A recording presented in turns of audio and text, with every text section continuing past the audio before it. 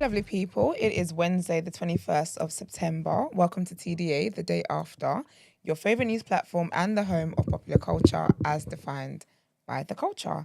And you have amazing hosts with you today. Let's introduce ourselves. It's the most amazing one. Boy Marks, Biggs. What was it? 6 4 plus pure temptation. That works. So that's what happens when you're trying to do the most. You just, Yeah, I had something different, but it's a work in progress. I'm going to double back on it. All right, babes. All right. Well, it's your favourite shade queen, my own royalty. It's me. It's me again. It's use. All of that stuff. Yeah, you people are All not of that, doing a great job with this today. No, this is my new thing, man. Just random intros. Okay. Yeah. I guess it's Mark's new thing too. Yeah. No, I messed up. That's different. I'm so done. And they call me man, pro-black activist, TDA producer, news analyst. Madeleine, of course, is jam-packed. All right, we're even adding extra pizzazz to it. All right, love to see it. The Madeleine's always jam-packed. Always. It's me again. How's everyone doing? It's me again. It's me again. Good, man. Ready for the world. What are you saying? You don't know who that is. No, I don't have a clue. I feel like it's before my time. You guys keep trying to test my age on here. Mark said you're good and you're ready to go? Yeah. Ready for the world, man. You know how we move. No, but do you want to tell them to like the video? I feel like when you say, you might have a better authority than I do. He tell them to to when it is at the in. Okay, so not yet. Yeah. All right, never mind. Okay. I'll say it for now. They're not going to listen anyway. I'll just say it. But you like the right there, Brent. Sorry. Sorry. Just making sure you sent me the link, sir. Yes, I did. So like the video, subscribe to the channel, join the network, community.thenewblack.com. You guys don't embarrass me. I actually do what I said because you should be listening to women too. There isn't really much else, is there? No, not really. Yeah, that's it. We've got a lot of headlines as well. We have a lot of headlines, a lot of stuff going on. The first one, I think I do now believe in ghosts based off the first headline because I feel like I'm being haunted. And I'm over it. I was thinking, where's the correlation? The correlation is I'm being haunted by the same subjects that maybe... I'm not going to lie. I thought it does exist. I thought the document wasn't updated. Oh, is it? Yeah. I thought it was, and I saw... Then I said, I know you lying. I saw the first headline, I thought, wait a minute, let me refresh this. This can't be the same thing as yesterday. Oh, do you know what it is? The actual title is the same, that's right. Oh. Yeah. Okay. Well, the content is different. You're one, so there's that. Well, let's get into our first headline.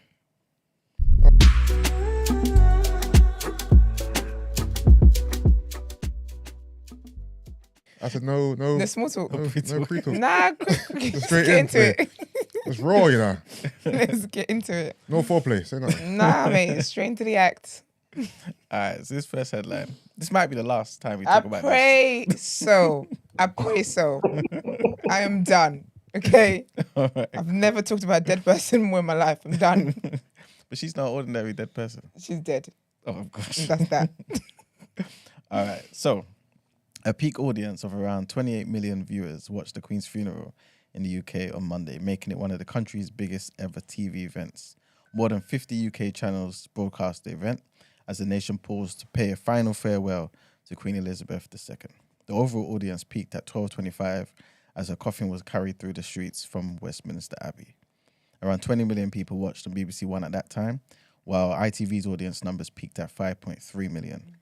The overnight figures from ratings body Barb do not include all viewers watching through streaming apps like BBC iPlayer and ITV Player, or those who saw on big screen outdoors, or in cinemas, churches, or pubs.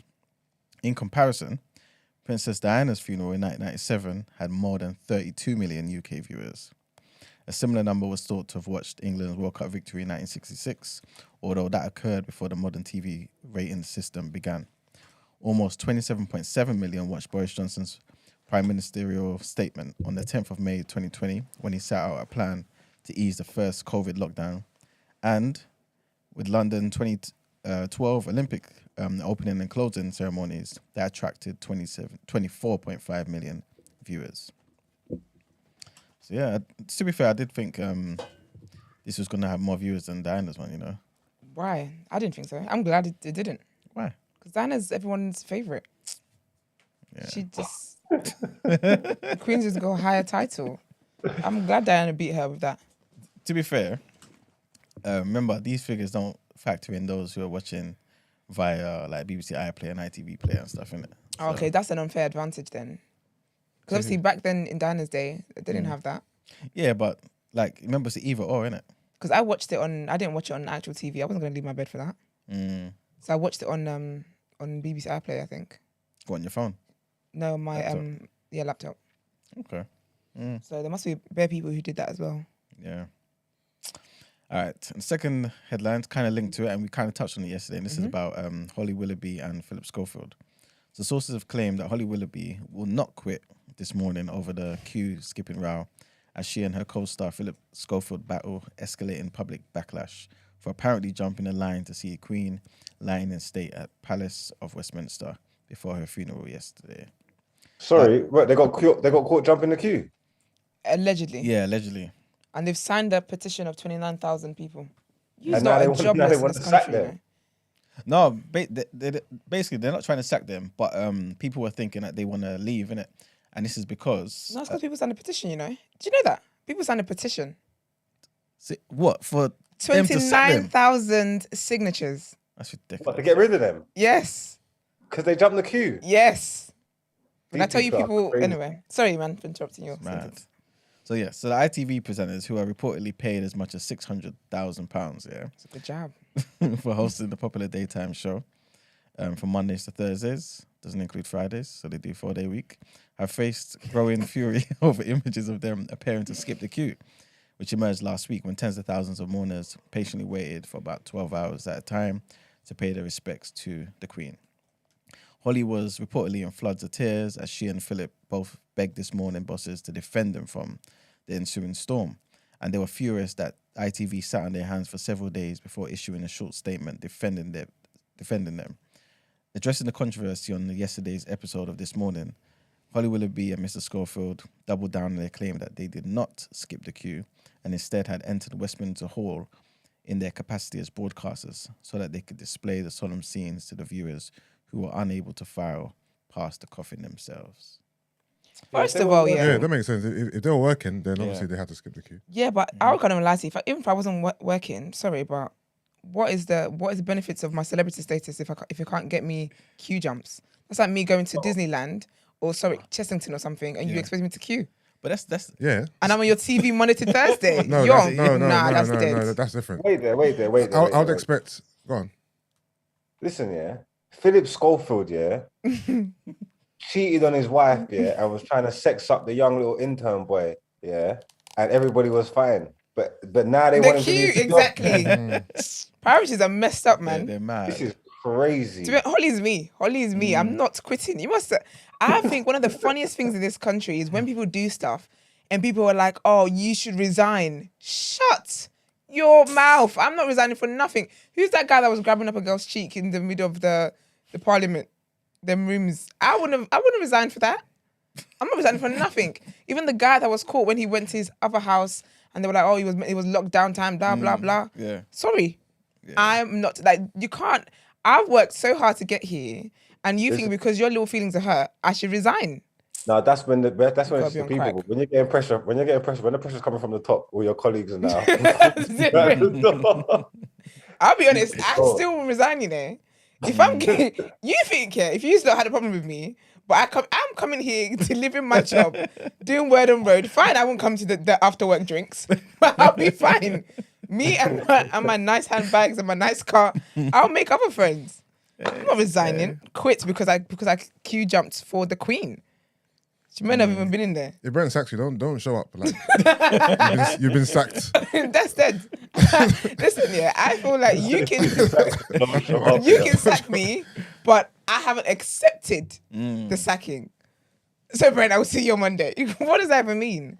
That's dead, man. Can I just say something? It's not exactly the same, yeah. But you see how you're saying celebrities should be able to queue jump, yeah? Yeah. Kind of, right? Yeah. Isn't that kind of the same as like if a celebrity goes to church and they want to sit at the front? And you don't think they should? What's the difference? Did I buy these chairs?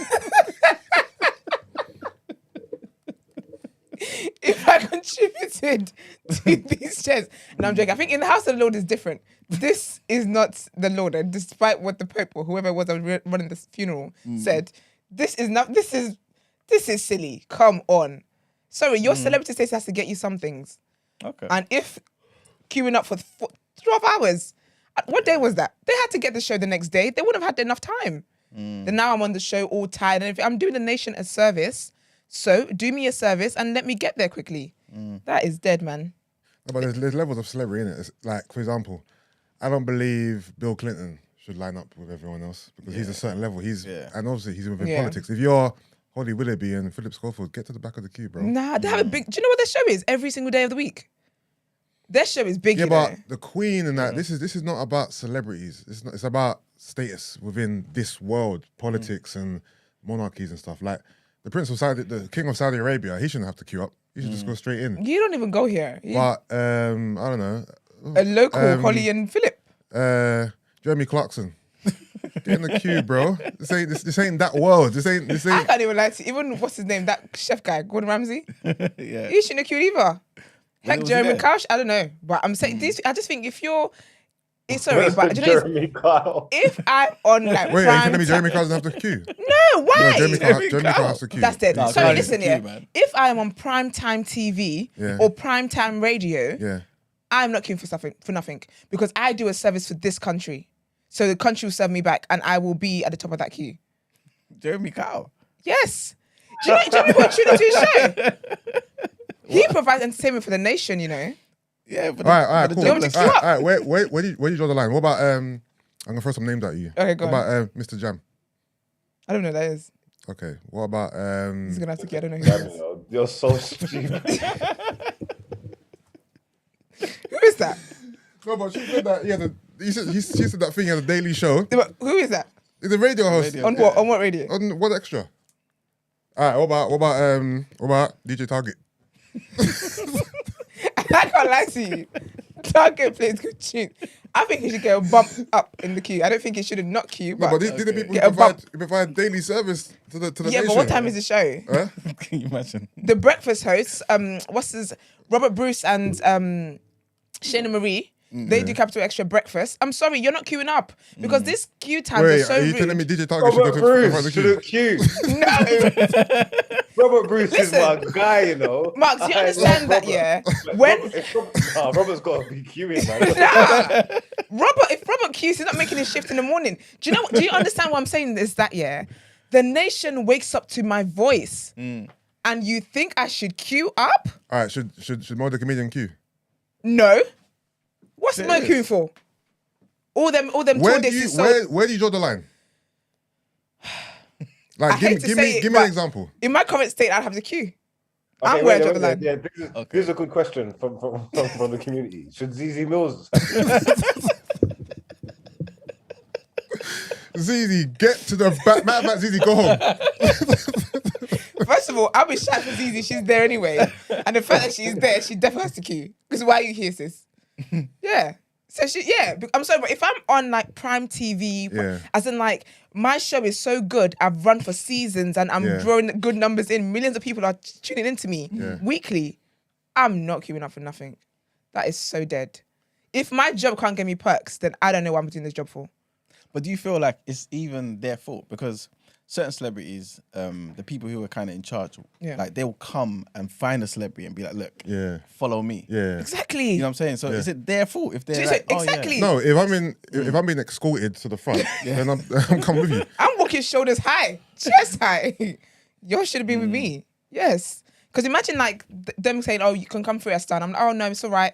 I want to feel part of this. To be fair though, anything that does, if I was then, I deserve anything that happens to me. To be fair. About specs. All right, so there's a point that Esther's making that I love think I specs, agree but- with, right?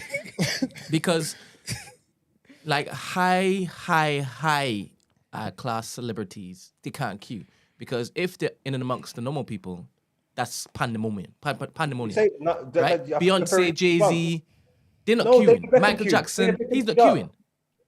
Was that? Mark? David Beckham queued up, so that don't count. Yeah, but David Beckham, he's a nerd. He wanted to queue up. He's just a footballer. He's a joker. Just. Wait. I just footballer. mentioned Jay-Z, Yeah. Beyonce. Yeah. And you guys talk about David Beckham? David Beckham's one of the most popular people. Okay. in the world. Wait Put a minute. put respect on Beckham's name. Wait. Put respect All right, on let's Beckham's do name. this. Let's do this. Wait, Christian, who do you think is more famous in England, David Beckham or Jay-Z? As in to the whites. Wait there, David Beckham's one of the most popular people in the world. I know, Wait, but I'm just going to you're making isolate a for good him. point. You're making a good point. In the making a UK, good point. amongst the majority of white people who live here, who's more famous out of Jay-Z and David Beckham? Beckham. Exactly. Yeah, who's richer? It's not about money. And I don't know who's When richer. I'm talking about Wait, celebrity, I don't know who's when richer. I'm talking about Ah, celebrity, those two. when I'm talking about celebrity, if David Beckham's in the line and Yeah. if Beyonce's in the line, Yeah. there's more chaos if For Beyonce's in the Beyonce. line Yeah, but than David Beckham. I didn't say Beyonce, I said But this is Jay-Z. what I'm talking about. I'm talking about the structure of the line, Yeah, right? yeah. And the chaos in the line if it is these celebrities are in the line, Yeah. right? Yeah, If Michael Jackson's in the line, yeah. that line's Yeah, collapsed. but Michael Jackson is a different animal. Completely different. But this is what Michael I'm Jackson saying. is more famous than the Queen. This is what I'm saying. How So about my that? question now, my question now is, Yeah. what celebrity will get a bly? What celebrity has to queue? If because Michael of their status? Jackson was alive, he will not be Name clean. me some more, because he's dead. Yeah. Oh, people who are alive. Yeah. Because Um, if you're saying Beckham isn't that particular mark, I he's think not no. measured against who else? I think that Beckham should get a All queue right, jump. cool, but he could have. Beckham's been knighted and thing, innit? Like, Yeah, but he Okay, cool. wanted to do the whole I want to he queue wanted- up and be part of the people. So let's dead. let's continue. Okay, me, cool. boy. Celebrities who should get a queue jump, right? Samuel Jackson. What? You said Samuel Jackson. Beyonce for sure. Yeah. Samuel Jackson. Messi, Cristiano Ronaldo, Mm. LeBron James, them man there. Who else? Help me out, guys. Help me out. I'm not joking. Daniel Kaluuya and them should get a queue jump too. No. No, you can't. No. You don't understand. Listen, I don't care if I am a celebrity. But the white people don't care about you. That's not my problem. Because Esther, my films sold. They did whatever they did. I'm sorry, no. Esther, I can't be a high level You're entertainer. being, what's that word? Indigenous. Daniel Sorry, Kaluuya. no, I can't be a John Boy. All of them. Go straight to the front. Straight to the front. Are John you okay? Boyega? Yes. Boyega. Yes. No. I'm not going to be a celebrity There's and levels to I've this. got like awards and I'm chilling with the big boys on a normal day and you're telling me I'm going to queue up. Alright, Yeah, alright. there's something to what she's You're saying. on- right? you're I know. on Listen, crack, No, bro. I'm hearing that. There is something to what I she's know, saying. but the name she's Because- mentioning don't cut the No, mustard. Why No, not? no, no, Because I hear what you're saying. I hear- listen, on a normal I hear what you're day, saying. Daniel Kaluuya is in circles Alright, with the alright, top alright, people that you're okay, naming. hear what you're saying. So why should I queue With a up? regular riffraff. Alright, should- They will cause Alright, madness. Continue. What Dead that. about Charlie Sloth?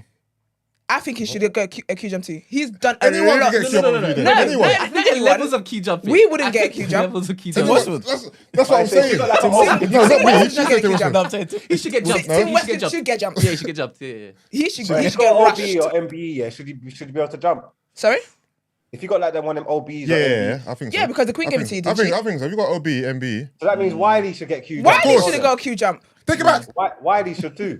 Yes, I agree with that. I'm sorry, but you can't be a celebrity and then be chilling. Fair enough, it was like a lot of white people that went to see the Queen or whatever. There's hella blacks in there as well. I'm sorry, but even the white people were saying white people as if they're not aware of certain parts of our culture. They watch the films we watch. They do all these things. So no, I cannot be a celebrity and I'm out here queuing up. What perks then come with this?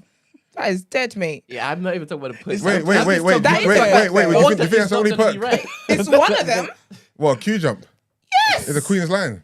Yes. So, Stormzy. 100%. Should Stormzy have queued up?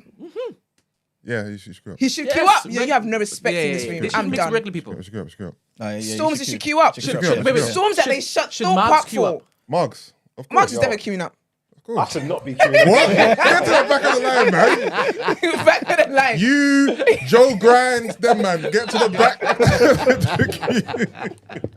I wouldn't be queuing up at the best of times anyway. And it's like what Esther says. They hear my voice first thing in the morning. I'm feeding the nation. No, isn't that broadcaster? Oh, look at that. Why am I queuing up for? Nah, sorry, but if I'm a celebrity, yeah, if I've found myself and Daily Mail were going in on me, what's that guy's name? Raheem Sterling. Yeah. He shouldn't get queue jump. You people don't rate black people. That's what the No, problem do you know is what in it this is? room. No, Do you know what it is? you can name a bunch of whites that also get to the back too. I think there's levels to people's statuses, man. Nah, man. And remember, this is the Queen. This isn't like going to a Hollywood gala or one of them. So do you know how many people? I'm not being I'm not rude, gonna lie, but what different types of people are moving in the? egregious. Nah. Do you know how many? I'm sorry, yeah. Do you know how many? The What names type that of you're people? ringing off are crazy. The types of people in that queue. And me, celebrity me. I could even get mugged in the queue because they know I got money. That's not gonna happen. 100%. You think if Stormzy is not in that? Stormzy is in that queue. People are not doing too much. Stormzy is going there with security. No, but Stormzy will be like, look, we know why we're here. Let's, you know. People don't care. Queen, Do you think the people at the gate of this? Where was it? Buckingham Palace. Where was it? Do you think they know or care about Stormzy?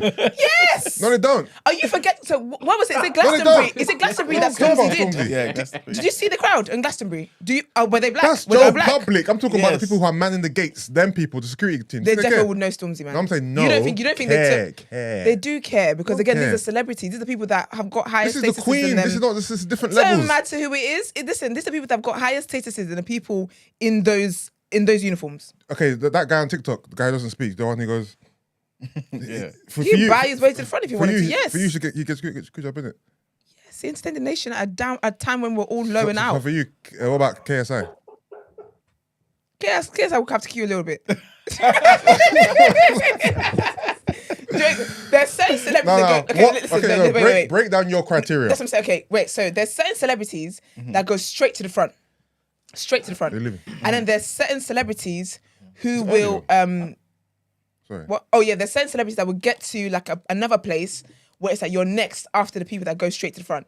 So it's not as long as the other queues, but it's like a VIP area. Yeah. So there's VVIP area straight to the front, David Beckham and Stormzy, Yeah. and then there's VVIP where you have like the other celebrities that are not as popular and stuff like that. But no, I'm sorry, I'm not queuing up for 13 hours when I'm out here providing a service for you lot. I'm giving you that's dead. So should Daniel Kaluuya and George Bush be in the same room? No, George Bush will go VVIP straight to the front, Yeah. and then Daniel Kaluuya will be in the VIP section where then Daniel next. Kaluuya in the same box as Tom Hanks. I feel like Tom Hanks has done a lot. He's a respected white man, I reckon, so he can go straight to the front. So Tom Hanks and George Bush are in the same group. Yes. What? Tom Hanks and George Bush? Yes, you both go straight to the front and see the Queen's body and you leave. See, this is what I was talking about in terms of like there's levels, man. Because like you can't. There's different levels, but there's about to also switch like on different. camera. I'm sorry, just because you're the president of a My man country was doesn't ahead of- mean that I'm going my man was to. ahead of I'm state, useless. Sorry, My man was a head of state. You get me, that's like? great, but that was Yeah, that's a to put him next path to he Tom chose. Hanks. You can't put him next to Tom Hanks. I can. Who are you? You're a human being. You just had a more important job than I did. Sorry, but I didn't play all of that games. You had a more important job than I did. That doesn't mean you're a better human being than I am. Then you can say the same thing about the celebrities. No, that's different. So that means Denzel Washington should be. Where should Denzel Washington be? This is time for him to familiarize with himself with the actors that he's always talking about on the red carpet. Wait. Are you trying to say that I'm joking. I think Denzel Denzel and should go Tom straight to the Hanks front. are in the same group? Nothing, they go straight to the front. Denzel goes straight to the front. I hate when I have to change these cameras. Yeah, I think Denzel goes straight to the front. Daniel Kaluuya will be in like the VIP section. Stormzy goes straight to the front as well. And so will any heads of state. Bill, what's his name? Bill Clinton. Yeah, straight to the front. Sorry, but you had a more important job than I did. Doesn't mean that you're now better than me. Your Alright. job just required more from you, and Alright. that's great. Congratulations on that achievement. But I will see you at the front looking at the Queen's body. What about Bobby Schmurder? He'll be in VIP. What? Bobby Schmurder's gonna queue up. The Queen. Bobby Schmurder. I don't listen. Esther, the Queen. It's a body, no casket. I don't care about all of that stuff. Bobby Schmurder should queue up. Nah, you are moving mad. I can't believe this. You guys are being serious. I can't believe you. I can't believe you guys are being serious. Do you know what I think? I think you're only considering like Marks, am I their lying? celebrity This is crazy. status and not necessarily what they would mean to the person and the establishment. I don't care what they mean to a person establishment. It has to. No, I don't. Because I don't. They're coming to show their respects to that. So what they mean to the Queen is not my problem. Because left to the Queen, if we're gonna do who had the biggest impact on the Queen, Liz Truss could have queued up because you didn't really know Liz Truss, but that Paddington bear that she did a commercial with, he would go straight to the front, wouldn't he? So we can't take into account who meant what to the Queen. That's dead. Because No, it's not just to the Queen, but to the establishment and you know what I'm saying, the whole monarchy and nah, man, I'm not for that. I'm on you're a celebrity, you made worthwhile contributions to society, go to the front. Even some of the Tabby lot. Who? Gemma Collins is going to the front. Hell no. All right, cool. With me in charge, Gemma Collins is going to the front. Esther. You're going too far. Bro. Yeah, No, you're I'm going too far. You're going too far. Listen, Wait, I'll I'm give not. it Bobby Slide because not even Bobby Brown, you know. She said Bobby, like Bobby Shmurda. I can't have Bobby Shmurda queuing up for 13 hours. That's disgusting. But Razby. Yeah, when you go to the town, Rasby has no business in it. He's got other things to be dealing with. He should never be coming to that. She said Gemma Collins should go to the front. That's how. Why I know not? her head's going. Nah, you lost your mind. I don't think you understand. I don't think you understand what contributions people have made to like the entertainment industry. What's that The got to do with the society, Gemma Queen? Collins. They're Alright. celebrities. I don't care what that's got to do with the Queen. Nothing's got really and truly. The Queen is dead. Nothing's got to do with her anymore. If we're What going to be black and white contribution about is it. Gemma Collins? You're winding us up now. You're Yeah, winding you us All are right. in it. You are in it. You're on the wind up. I'm really not. I promise you. If I was in charge of this list, there are certain people Yo. who are getting perks. Your guest list would be Higgy Hagger, bro. No, it wouldn't. It wouldn't. I respect people and I respect their hustle. And I don't think that someone. I can't believe you guys want Stormzy queuing up. I'm appalled. Nah, man. All right. I'm appalled. I don't know what to say. So who's going to the front for you guys? People that matter to the Queen and the, Like the who? establishment. Like who? Like old presidents. Yeah, 100%. For sure, yes. 100%. Yeah. The white man's got all of y'all. Celebs of a high status. You know what I mean? That's interesting. Not. I can understand Piers Morgan not queuing. I can understand. Why can you understand that? Yeah, I can Because he's not like just a morning personality. He's done a lot more things. You know what I'm saying? Like he's So you can understand that, but you can understand Piers Morgan not queuing up, but you expect Stormzy to queue up. No, it is Esther. I'm not It's gonna lie, Esther, I hate Esther. Piers Morgan. It's I a hate type of Piers. celebrity. I Like, wanna for example, what's his name, man? Sir Trevor McDonald. yes. It's a type, certain ilk. Yeah, He ain't yeah. queuing up. You know Yeah. who he is? Fair enough, know but what I'm saying? no, I don't even know who that is. But You don't know who he is? no, You do if you see him. Get on my nerves, bro, Esther. I'm I going don't know to who throw you that out this is. room right now. what did I tell you guys earlier at the start of the show? You can't move me. You have to come back in. You're fine. No, I'm sorry. Stormzy, Piers Morgan. No, that's dead. I don't like Piers for the life of me. Like I can't stand that man. But Yeah, I hate him as well. He should queue. but I would see why he would go to the front. But I'm sorry, but there's no way I'm saying a Stormzy should queue up. Where? That's disgusting. Cool. Okay, here's an example, right? So I'm going to pick two people from the same industry. Okay. Yeah. Sir Alex Ferguson is not queuing up. Yeah. But Pep Guardiola is queuing up. I don't know who Pep is. Margs, am I lying? Yeah, no, you're right. Pep's queuing. I don't know who Pep. Who's Pep? Pep is the Man City manager, ex-Barca manager, ex-Bayern manager, one of the greatest managers of all time, right? Yeah. But he's not You even Sir said- Alex Ferguson not, to yeah. the UK. Yeah, but Exactly. so you're saying that people who are less than certain people should queue up because they're not as high as they haven't got a higher status as someone else. Duh. Yeah. That's and dead. importance. You's lot would be in In charge that- of slavery if you had a chance. That's dead. What? So because they're in the same industry, they should just So you just said that the Pep guy, he's a great, he's notable character, he's amazing, blah blah blah. People actually know this. Yeah. But because he's not somebody else that's got a higher status than him, he should have to queue up. But that's what you're doing, though. You're doing that as well. You're saying VVIP, VIP, and regular people. You're doing the same thing. But that's fair. But then you're saying that certain people are not important, and I'm just saying celebrities. that's what you're period. saying. Yeah, that's fair enough. But I'm saying celebrities. Period. Yo, They're saying in the comments that Pep ain't queuing, man. They're saying stop your foolishness. Pep ain't queuing. I can't believe that. Is it? You literally said he's the most amazing That's what manager, I'm and saying. you're saying he's queuing up in the same thing. Pep versus Alex Ferguson, he's queuing. If you're comparing 100%. Pep and Ferguson, of course Pep's queuing. If it's Pep and Arteta, then Pep's queuing. Sorry, Pep's not queuing. Arteta's queuing. I was making the parallel comparison between Alex Ferguson and Pep. Right? Okay, fair. Yeah. Anyway, Sha, These are queue gates. use a better hope. I'm next in charge in the next queue. What the celebs will go through. Tell me something, all right, before you go. So, let's just say they're all queuing up, all these celebrities with the commoners, right? The coverage is then going to become about them as opposed to the Queen and her death. The line's going to be crazy. Everybody's going to be thinking about all these different things Yeah. apart from the Queen. Yeah. And all the coverage is going to be about that all across the world. So I think that's why it is that they have to separate the lines, man. No, I'm not saying that they shouldn't. You have to separate the lines I'm because, just disputing the people she's letting queue judge. All right, okay. He said, Sir Alex Ferguson shouldn't queue, but Pep who? Guardiola. Pep. but Pep should queue. If we're making a parallel. I don't even know who queue. I don't know Exactly. who Pep is. See, but exactly, 100%. Pep is queuing. More royalty than some people may not even know who Pep is. I don't know who Pep is, but I think Is it Pep Sir should get a chance Yeah. and go straight to the front. Queen's knighted him. Yeah. So the Queen knighted Pep, but he shouldn't. Family now. No, he didn't That's like United. Pep. Sir Oh, Ferguson. so okay. Yeah, man. I just think if you're a celebrity, people actually know who you are. You're getting mugged in that queue if you're waiting. So I would have requested to go to the front. But yeah, okay. All right, end the queue gate now, please. Yeah. end it immediately. Honestly, I'm done with it.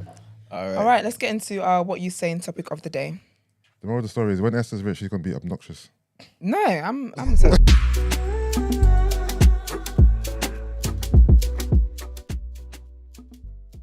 babe, even in places where I should be glorified, I still take Jesus's.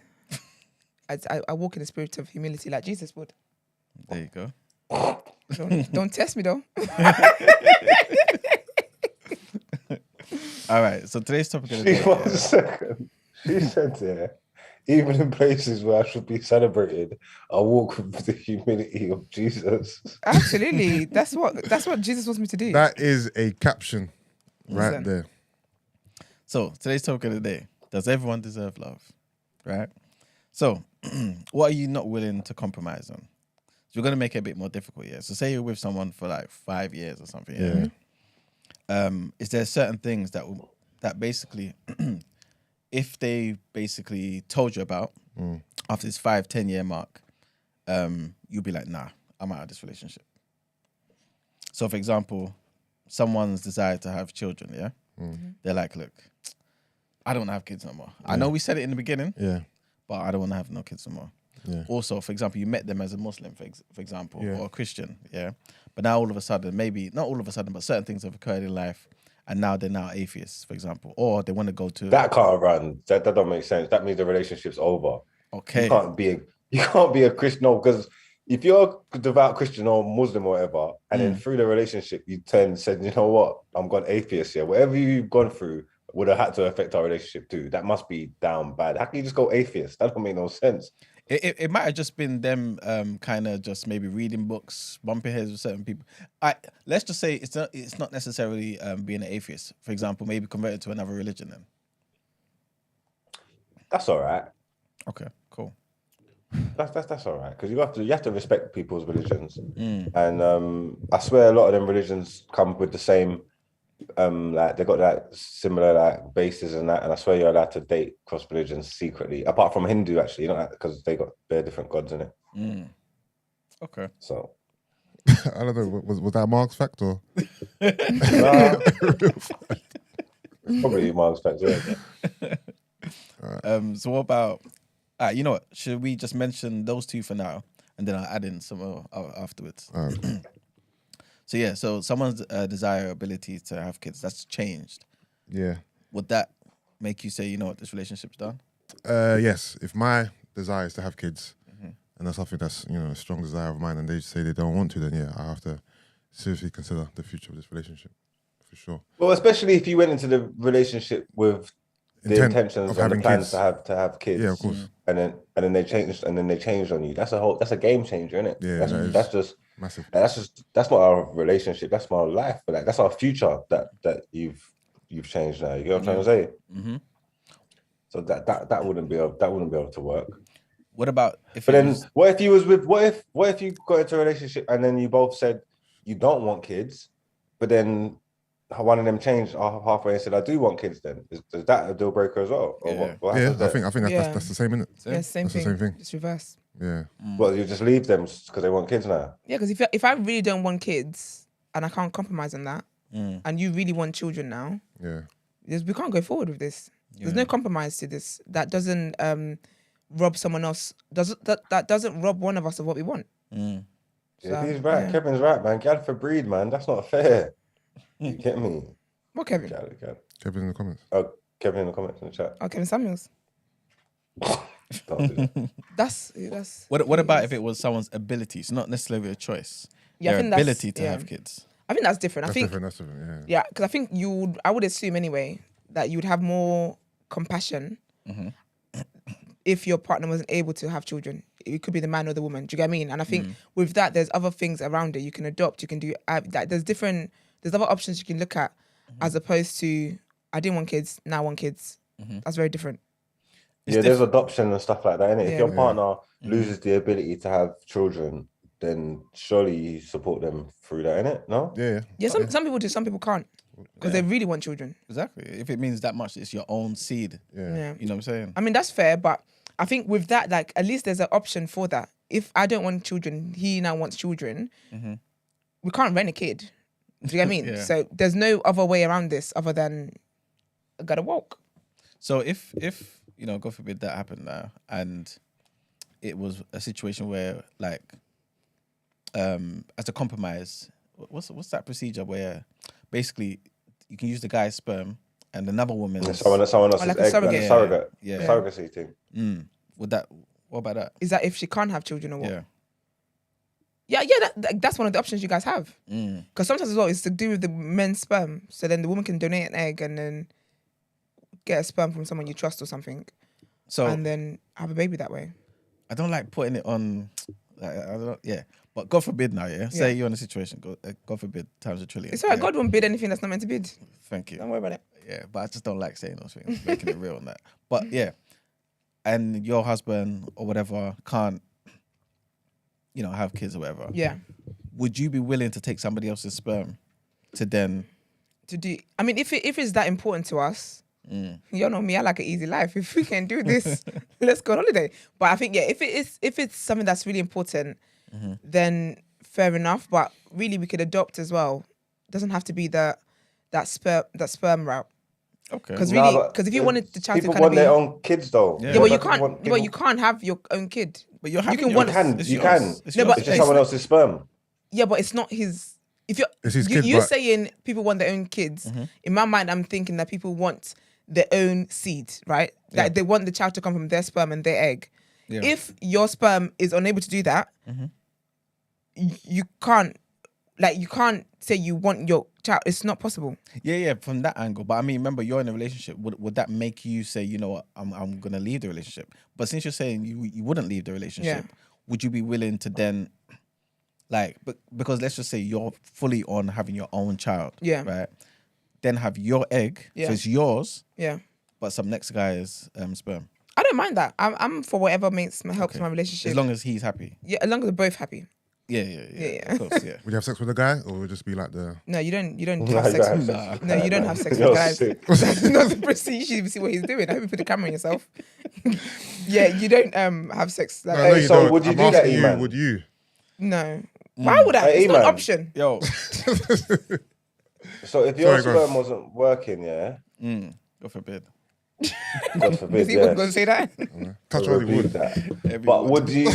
How would you feel if your partner wanted to then have the natural born child, obviously because her eggs are working and stuff like that, the surrogacy thing? How would you feel about that? I think in that instance, I guess I kind of would see it like adoption, you know. You know what I'm saying? Because it's not mine anyway. And so, in fact, it's probably better than adoption. But when you because adopt it's- kids, that's yours. Yeah, but I mean, it's not my blood and, you know what I'm saying? My DNA, innit? My, yeah.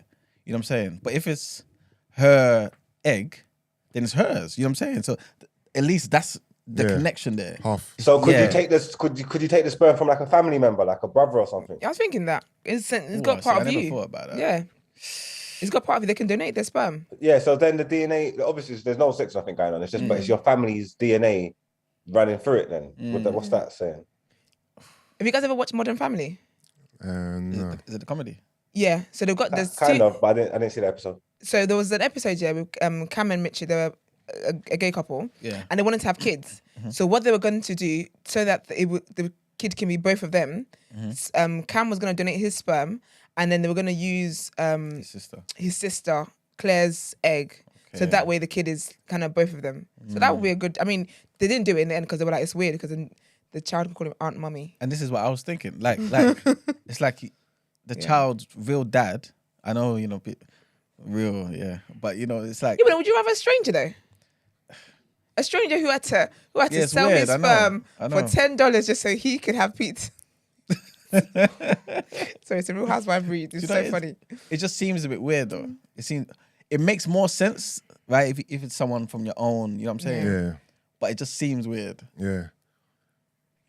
I don't think it's weird though, you know. Obviously, if you got a family member that wants to help you out, remember if you can't do it, and the whole thing is to get as much of you from your side as possible. Yeah. You know what I'm trying to say? That you share DNA with your siblings, like with your brother and stuff like that. I think something like that.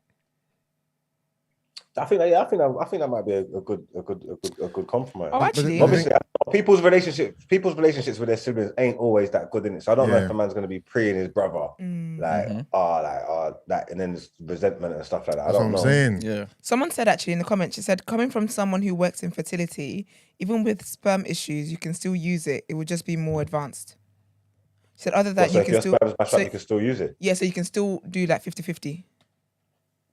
50-50. As in, like, you can still use your sperm. Yeah. They will just have to do more. A lot more work. For it to They got to pump it up. Bump it up. Oh shit! What happened? Pump it up. Bare people in the chat. Use like the videos, please. Like the video. But what you just said makes sense though. What if like the person who donates the sperm or the egg, they start, because there's movies like that where the surrogate mother negates the agreement and now wants to have the baby for herself. Yeah. Now That's how you got now to you're in sign a legal battle documents. you know what I mean? It's long. Yeah, you got to sign legal documents because it's not on, mate. Yeah. It's difficult, but I do think that these are kind of. I just think that with relationships, there's certain things you can't compromise on. Exactly. That's the point It's of not. this Yeah, thing. it's not. Not everything is compromisable. It's not like what we're gonna have for dinner. Certain things are a lot bigger and deeper than that. All right, Esther. What other things would you lock off a relationship for? So the faith one. So I used to think that. I mean, ideally, I want to be with someone obviously who's a Christian. Blah blah blah blah blah. But with the faith one, I think. That could be a tricky one for me, especially when it comes to how we're gonna raise it. Because you're an adult, okay? That's what you want to do. Cool, it is what it is. But I think especially when it comes to how we want to raise the children. I want to raise my children. Esther, would it be more of a problem if they say like they said they was gonna be atheists as opposed to like going to Islam? Would it be more problem if they were atheists than Islam? Yeah, like you say that the religion change, would it be more of a problem if they said, I'm an atheist now, I just don't believe? Like then change religion. Oh shit, hello? Sorry. So we get Hi there. Hi, I'm listening now. I was the one in the comments that worked in fertility. Oh, nice, lovely. Thank you for calling. Thank you for calling in. What, babe?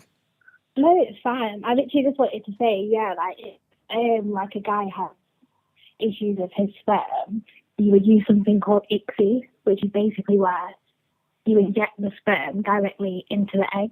Okay. So it would still be your. Your line's cracking up a little bit. Sorry, can you hear me a bit better? Yeah. Go on. Sorry. So if a guy had like sperm issues, all you would do was inject the sperm directly into the egg. Okay. But it's still your child. You just like need more help. Okay. Is it guaranteed though? Like, is it always gonna work? If the person got weak sperm, it's never guaranteed. It's like it depends on a load of things, like age, health. For guys, like if they play sports, if they've been like kicked down there, if they overweight, anything. But I'd say about 40%. Okay, so what? It increases your chances by 40%. No, it's 40%. Oh, sorry, what was that? What's that? Say again. Sorry, what did you say? I said you mentioned 40%. Are you saying that it increases your chances by 40%? So with sperm issues, so like if, for example, the shape's not right, you will never naturally conceive because it's not supposed to move. So their chances are at 0. Okay. Maybe like 5% with like natural remedies, but the way we look at it, it's a 0. So if you were to come through for IVF, then you'd have a 40% success chance. Okay. Wow. Low as well. So That's not guaranteed, but definitely your child. I just wanted to make that clear. Yeah, something. Okay. Nice. Thank you, hon. Thank you. That's very informative Thank information. you. Thank you for listening. Have a nice day. Thank you. Have a great day. Thank you. Bye. Bye. You too. Bye. Bye. So there are options there. So that might be even worse than if you go use them options and you're using up your sperm and it's just not working, it's just not taking. And then you know, all right, cool, I'm screwed. You have to call little bro and say, brother, You know what I mean? I need you. I need you, Killy. Lend me a fiver. Yeah. That would probably be a better option for me. Like, rather than like a total stranger, even if like I could see like my brother and my child or something like that. That'll probably work better for me than just a total random DNA. Yeah. But like you said, it's that situation where, let's just say your brother now feels like, you know what, this is my son, this is my daughter. First of all, don't. I I can't like you. Mad, bro. I'll just Don't punch be him up. I'm not none of the foolishness. I'll say, brother, you want me to punch up in front of you? Stop the Yeah, I haven't got foolishness, time for all man. of that nonsense. Don't be Yeah. silly now. Like, but it's like you got to sign contracts as well. Because sometimes people shy from contract. You got to sign contracts, family or not. You got to sign contracts. If there's any moment you ever feel like you want to act up, But if you wake up one day, you go to the bedroom, that baby's gone, bro. that's mad. Telling you. And you go to prison. That's my child You now. can't do that. You see, for women, women is different, innit? So, like, say, like your sister or something was carrying your egg and gave birth to the baby, and obviously went through the whole 9 months and stuff like that. Yeah. I can understand the attachment thing. That's totally different. For a man to agree and say, "Yeah, I'm gonna drop some sperm," It's a little bit of and then sperm, try- man. yeah, and then try act up afterwards. He's taking the piss, man. You've gotten rid of more sperm But than pe- you donated to me. Respectfully. But the thing is, Damn it, man. people's desires in life change, right? So let's just say, for example, it's your brother. He's thinking, you know what, I don't want to have kids, right? But then he gets to, let's just say, 45, 50 years old. He's thinking, damn, I wish I had a kid. Oh, I remember. No, you don't. No, you don't. Sorry, that's not your kid. That ain't No, your it's kid. That ain't no. your kid. Fuck off. That is literally. That is not your child. Are you okay? Don't use my child as a rewrite to rewrite time. No. Okay, watch this, yeah. In that same scenario there, would you tell the child who biologically the father No, is? it's none of their business. So you would never reveal it. No, unless you're adopted. I think the only time children should be told this kind of stories if they're adopted and stuff. That's interesting. You're not adopted. Yeah, but I'm your mum. That's your dad. Yeah. Because You don't need to know. It's just going to get confusing for It's the just kid now. weird. Are you my uncle? You're my daddy. Fuck.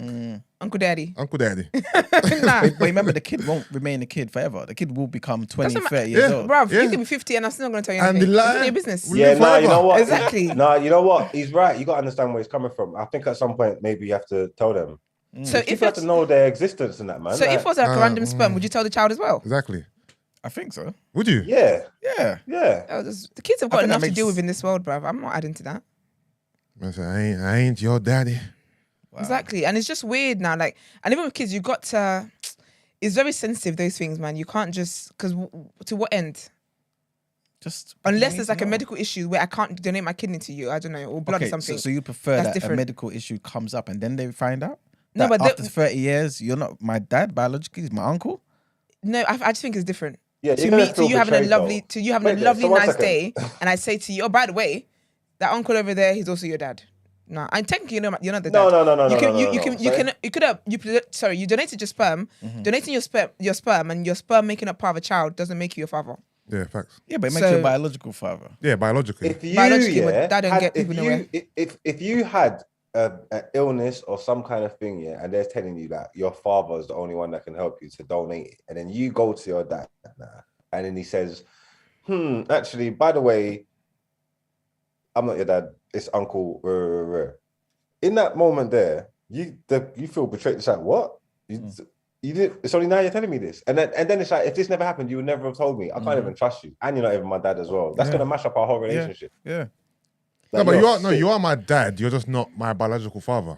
And that means a I lot. mean, though. like That means a lot. if I'm 25, you raised me from. You're my father, man. That's because you're not. Exactly. I mean, But it does mean a lot that to know who your biological is, though. yeah, of course. I'll of be course. honest here. I will do my due diligence to make sure that kind of situation in terms of medical stuff doesn't happen. And if it does happen, I'll deal with it then. I just don't think that I should just ruin a kid's day, man. Just telling him you're by the way.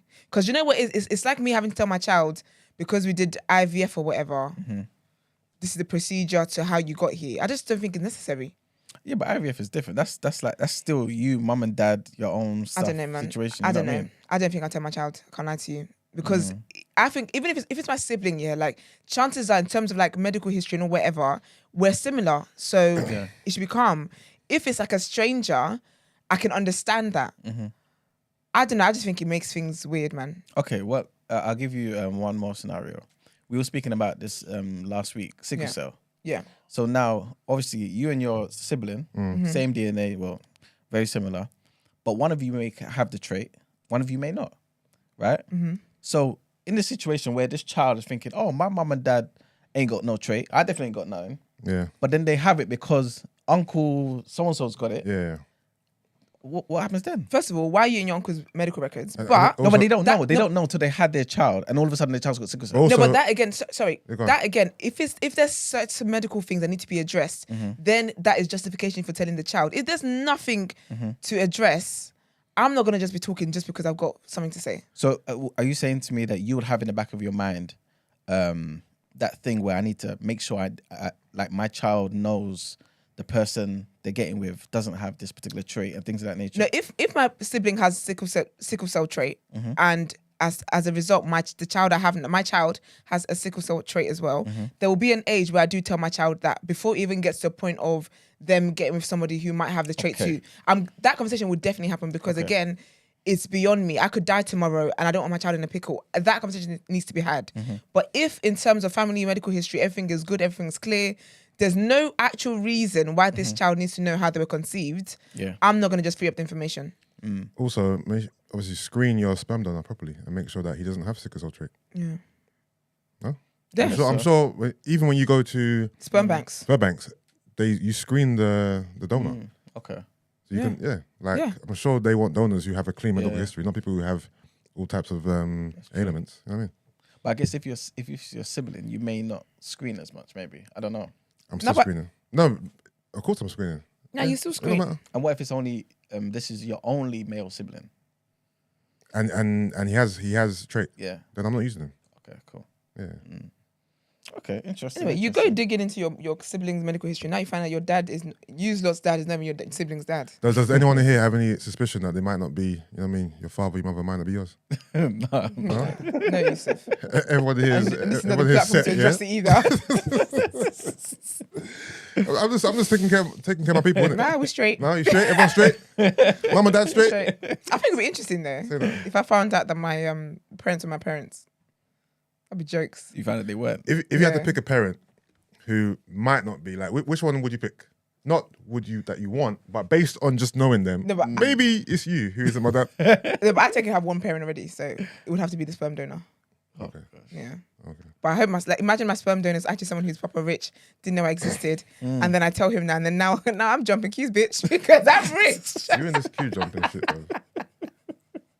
That'd be lit. All right. What's the question that Mars was asking before? Oh, I think he was saying, would it be better? Or no, would it be worse if my partner said he's going to be atheist or he's going to change religions? I think I think atheism. Is worse. No, would be better for me to handle. Okay. Because I think with like we can why? Is it? Why? Yeah, why don't you? But you're so close to God, and your partner loses all faith like that till he doesn't believe anymore, and you'll stay with him. No, but I didn't say I would. It depends what challenges it brings in my marriage. If it's gonna bring challenges and stuff in terms of like, because you know some people are atheists and they just keep it moving, they keep their life. And some people are atheists and they're like, oh, I hate God. Yeah. Okay, that's bad vibes. That I've got to move away from because that's harmful. But and I think When you also as sort of- well, is it like a phase? Is it like a what's happened? Where you hurt? Like what's happened? What is the reason for this atheism? And I think if it's something that's going to affect how we raise our children as well, then yeah, I have to walk away. But Okay. Yeah, but you can't fix him. It's not like you can fix him. There's no point having the conversations if he's made the decision he's going to make, innit? no, there's always conversations to be had about everything. Why? How did you get to this? How did you make this decision? What was the thought process? Yeah, but it doesn't matter what conversation you have. The decision he's come to is that he doesn't believe anymore. Even like you lot getting married and the promise that you lot made to God, is it even viable anymore if he doesn't believe in God? I really think I think there's more to it. I don't think it's as black and white as that. Because people who believe in God and don't no longer believe in God, there's a reason for that. There's always a reason for that. So I think that conversation is something that we need to have. And then I think following on from that is when I would then decide what I'm going to do. If we're going to have children and you want them, all of a sudden you're like, I don't want them raised in a church, that is an issue for me. That is a problem for me. And would you leave then? I would leave, yeah. Okay. If it's gonna infringe on my faith as well, I would definitely leave. So if he was married, you would still leave as well? Married, boyfriend, single, dating, talking relationship, I'm leaving. I have no problem leaving situations. I'm very realistic when it comes to relationships and life and stuff. Anybody can go at any time. Damn it, man. It's just Yeah, strong babes, isn't it? Yeah, strong babes. I'm a realist. I hurt, but I'm a realist. I think logically about love and stuff like that. Okay. But yeah, if it's gonna affect our life and the way we live, and I'm gonna be going to church and you're gonna be foaming in the teeth because I'm going to church, bro, you're bad vibes. You need to go. I definitely get what you're saying about the whole atheist thing, because like you said, some atheists, they're very indifferent. They don't mind you doing your own thing. You know what I'm saying? But some if they could have a torch and throw things at God, they would. They really. Yeah, really someone would. in the group, someone in the comments is saying that some atheists wouldn't mind their children being raised in faith. Yeah. You get me? Yeah. I've met they'll people just like let that. you Yeah. Let you do your thing. Because for them, cause that's why I said as well, like with atheists, sometimes people have a story. So there's people who've been to church and they never really found the right church. So for them, they know what impact being raised in a church had in their lives. So that like, I want my child to have that. Maybe when you get older, you can decide what you want to do, but you will be raised with that like kind of discipline and that having accountability to someone. And do you get what I mean? That's very important. But I think, and then I also know couples as well where they both believe, they got married, and then the man stopped believing. And then he made it difficult for her to even go to church. Where like her going to church is like, oh, you're like, it's arguments every time because she wants to go and worship God. And that kind of situation, I don't like stress. I've got to go. Can I ask a question here? Because I've even seen it in the chat, and I think Mars kind of touched on it as well. Yeah. Why is it important that the person you're with has a faith if you have one? Why is it that important? Because my faith is why I can live the way I live. Like my mindset on life, the things I aspire to do, like it helps me cope a lot with life. And I think that if you're with someone who doesn't have faith, you're going to go through trying times in life. And while I like the idea of us praying together, of having faith together, and not just as in Christian faith, but like having faith that we're going to get through this and that kind of hope. I like that in a home. I want that. Do you get what I mean? I want that unity in what we're doing. And I think also for me, I don't believe someone will love me the way they ought to love me if you don't understand the way Christ loves the church. Do you get what I mean? That's a man is instructed to love his wife the way Christ loves the church. A woman is asked to submit to her husband and love her husband the way Christ loves the church. And I think we have to, like, for us to know how to love each other properly, there is. And I think also like getting married in church and having people that we respect there and the pastor and just doing this in front of God, like we're accountable to people. Do you get what I mean? I think that if you are an atheist, you don't believe in God at all, you're not accountable to anybody but what you feel. I think everything you said beautiful, yeah. I now want to add another part to it. This is the whole faith part. So everything you mentioned was the fact that someone belongs to the same faith. Yeah. Now some people don't mind if they belong to a different faith. Yeah. And that's why I'm thinking, why is that important? So for example, say you're a Christian. Yeah. And you're saying, look, I don't mind what faith it is as long as they have a faith. Yeah. Why does that make sense? Why is that important? It doesn't make sense to me. Because you can relate on some level, innit? Yeah. Okay. Like if you're religious yourself, then you can understand the whole concept of religion. Somebody being different from you and believing in a different religion is not that much of, I don't want to say a big deal, because obviously some people they want to be in the same religion and that like that. Yeah. But it's like, I can understand this person. I can understand where you're coming from. It's just like different to me, and there's nothing wrong with us being different. We come from different countries or different backgrounds, different upbringings, so it's understandable. Someone who just doesn't believe in anything, for someone who does believe, it's hard for you to get your head around that. You know what I'm trying to say? Yeah. Like, how can you be with someone? Because like you romanticize the whole idea of life and thing. Yeah, you see that even if you don't care about religion, but if you don't have no connection to like a higher being or spirit or something like that, then you're just really just out here in the world, and like you don't live by no rules really. Like you just actually think you can do what you want. You think you was here by accident or whatever. I don't know, Big Bang shit or whatever. I don't know. But your life is not.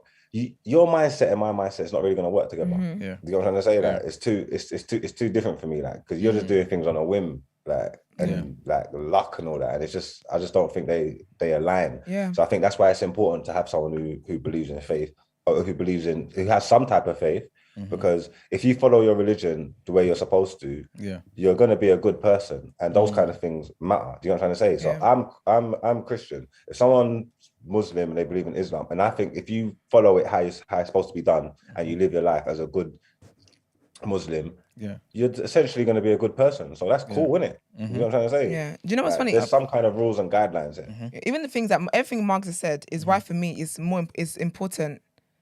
It has to be the same faith for me. I can't do a difference in faith, because as much as it's like, okay, we can kind of relate on some things, there are also differences. And for me, I just think being of different faiths in my household, that is in the unity that I want.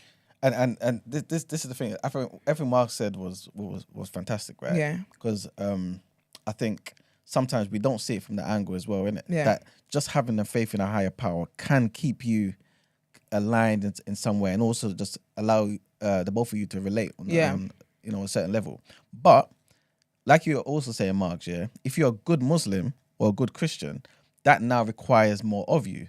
So for example, if you're a good Muslim, in your mind, you may be expecting your partner one day to convert to Islam. And if it doesn't, that may have a, you know what I'm saying? Yeah, have an effect on, And likewise, if you're a Christian, you may be thinking, oh, when's this person going to give up this Muhammad stuff, man? You know what I'm saying? come over to Jesus' side. Yeah. So that could also create some division. Yeah, I agree with that. Interesting. Isn't it? Isn't it just? One last thing, because we can go on forever about this, What about disability? That was a question I was going to ask. Oh, is it? Yeah. Okay. I was going to ask that. So a disability, God forbid, to everybody, is introduced into the mix. Not introduced, like it's some... Yeah, because, it could happen from a car accident, it can happen from a That's disease, you know what I'm saying? Something like that. Would that change, can that change the relationship? I think it definitely does change the But relationship. it definitely does change It'll it. change it. Yeah. Like, you've seen examples where it's put strains on the relationships. I think anybody that's like a good person is gonna try and support their partner through thick and thin, what like you agreed to in the fucking first place. You know what I'm trying to say? But being human, obviously, it's gonna take its toll on the relationship. But I think you should try. I think someone who would just leave their partner in the lurch because they got into some kind of accident or because they got a disease or something, I think they're horrible. I think you're a bad person. Like, If what? you get me? If you just leave If you just left your partner, like, No, I don't think so. I don't think it's as black and white as that. Because sometimes, it's sometimes, because I've watched shows where, okay, I'll give you a real life example. So Real Housewives of Atlanta, Nene, her husband Greg, who she'd been with from like stupid amount of years, right? He passed away from cancer last year, but he'd had cancer before. They've broken up before. She said because he became really ill, and she had no problem being his care and whatever. But because he was now in a position of like needing care and stuff, obviously it's difficult for him because he's dealing with that. But she was like, he became a very horrible person to be around. And she felt guilt of wanting to leave him. So she was like, I'm going to wait till you're better. You beat it this time. And I've got to walk away because it's a thing where he changed as a person. And I've watched different shows where, I watch a lot of divorce court and stuff like that, where people actually become ill or have a disability or something happens, changes the dynamics of the relationship. And there's that to deal with for the person, but then also the person that takes care of you then becomes your punching bag. So while we can from the outside be like, do you know what? How could you leave him? It's like, mate, I was going through hell being your but that's carer. a special circumstances though, isn't it? Not really, because that's very common. That is very common. Yeah, obviously, but people react differently to being in different situations, innit? Yeah. So someone might want to push people away to them that's closer to them or hurt them, like you say, and turn them into a punching bag and all that, Yeah. In that situation, you kind of have to take it into consideration that this person is for them to stick around. Yeah. But not necessarily that situation. What about when the person's not changed or being horrible or whatever? They're just dependent on you. You know what I'm saying? Yeah. And you don't want that burden. What about that then? Like, the person hasn't done anything wrong. They're not done anything bad. They're not being horrible. They are just fucked up and super dependent on you. And you don't want that burden. Then what? I don't think you're a piece of shit for that. I think that morally it looks bad and it looks like, how could you do that? But in all honesty, everyone knows what they can deal with. If I can't deal with this, that So doesn't make me a sickness and piece of health shit. don't mean nothing to you then, basically. Yeah, I didn't say it didn't. It does, but there's only so much. I'm sorry, but I'm not going to live a life where I am like really down and out, and I'm literally struggling every day in life.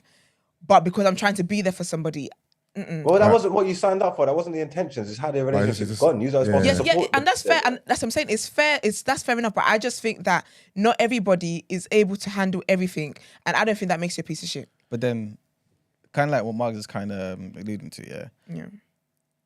Should that person basically not have got married then? Because then you're saying in sickness and health. That means you lied. No, I didn't lie. I didn't. I'm just saying. No, I'm saying. No, I didn't lie lied. because listen, I didn't lie because I did say that, and when I said it, I meant it. But the reality has now hit me, and I cannot cope with this.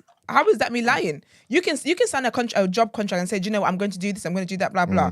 You get to it, and the pressures of this job is a lot now, and you quit. Does that mean that when you told them you're going to be the best employee of the year, you lied? So no, it's just the reality is hit now, and you can't. Does that apply to all the other things in that marriage thing? What do you mean? So the whole yes, if you get poor and this is very, very difficult for me, and I cannot deal with it, then I'm the way I live my life here. I take vows I'm out. and stuff very seriously. I take vows and stuff very seriously. Yeah. But at the same time, I don't believe in living a life where I am less than anything that I want to be on account of somebody else. I can't do it. I can't do it. So yes, when I said in sickness and in health, I could do it, and I would try my absolute best. But if it gets to a point where every single day of my life I'm miserable and I cannot deal with this, why am I going to live in misery just because I don't want to appear to be a bad person to the world? One question: does it change if you have kids with your partner? Does what change? Does your propensity to leave him in the disability? So let's just say you're with a man for years. You guys are happily married. Yeah. 10 years plus whatever. He gets in an accident. Now he can't walk. He's wheelchair bound. But unlike the example you gave before, he didn't change. He didn't become nasty. He didn't become whatever. He was still the same loving husband you had. Yeah. But obviously now you're having to take care of him. You know, in the house. You know, helping him with the wheelchair. You're his primary carer, right? Yeah. But you have kids. Yeah. And he's not doing anything to make your life harder, apart from just being in the position he's in. Yeah, but the circumstances.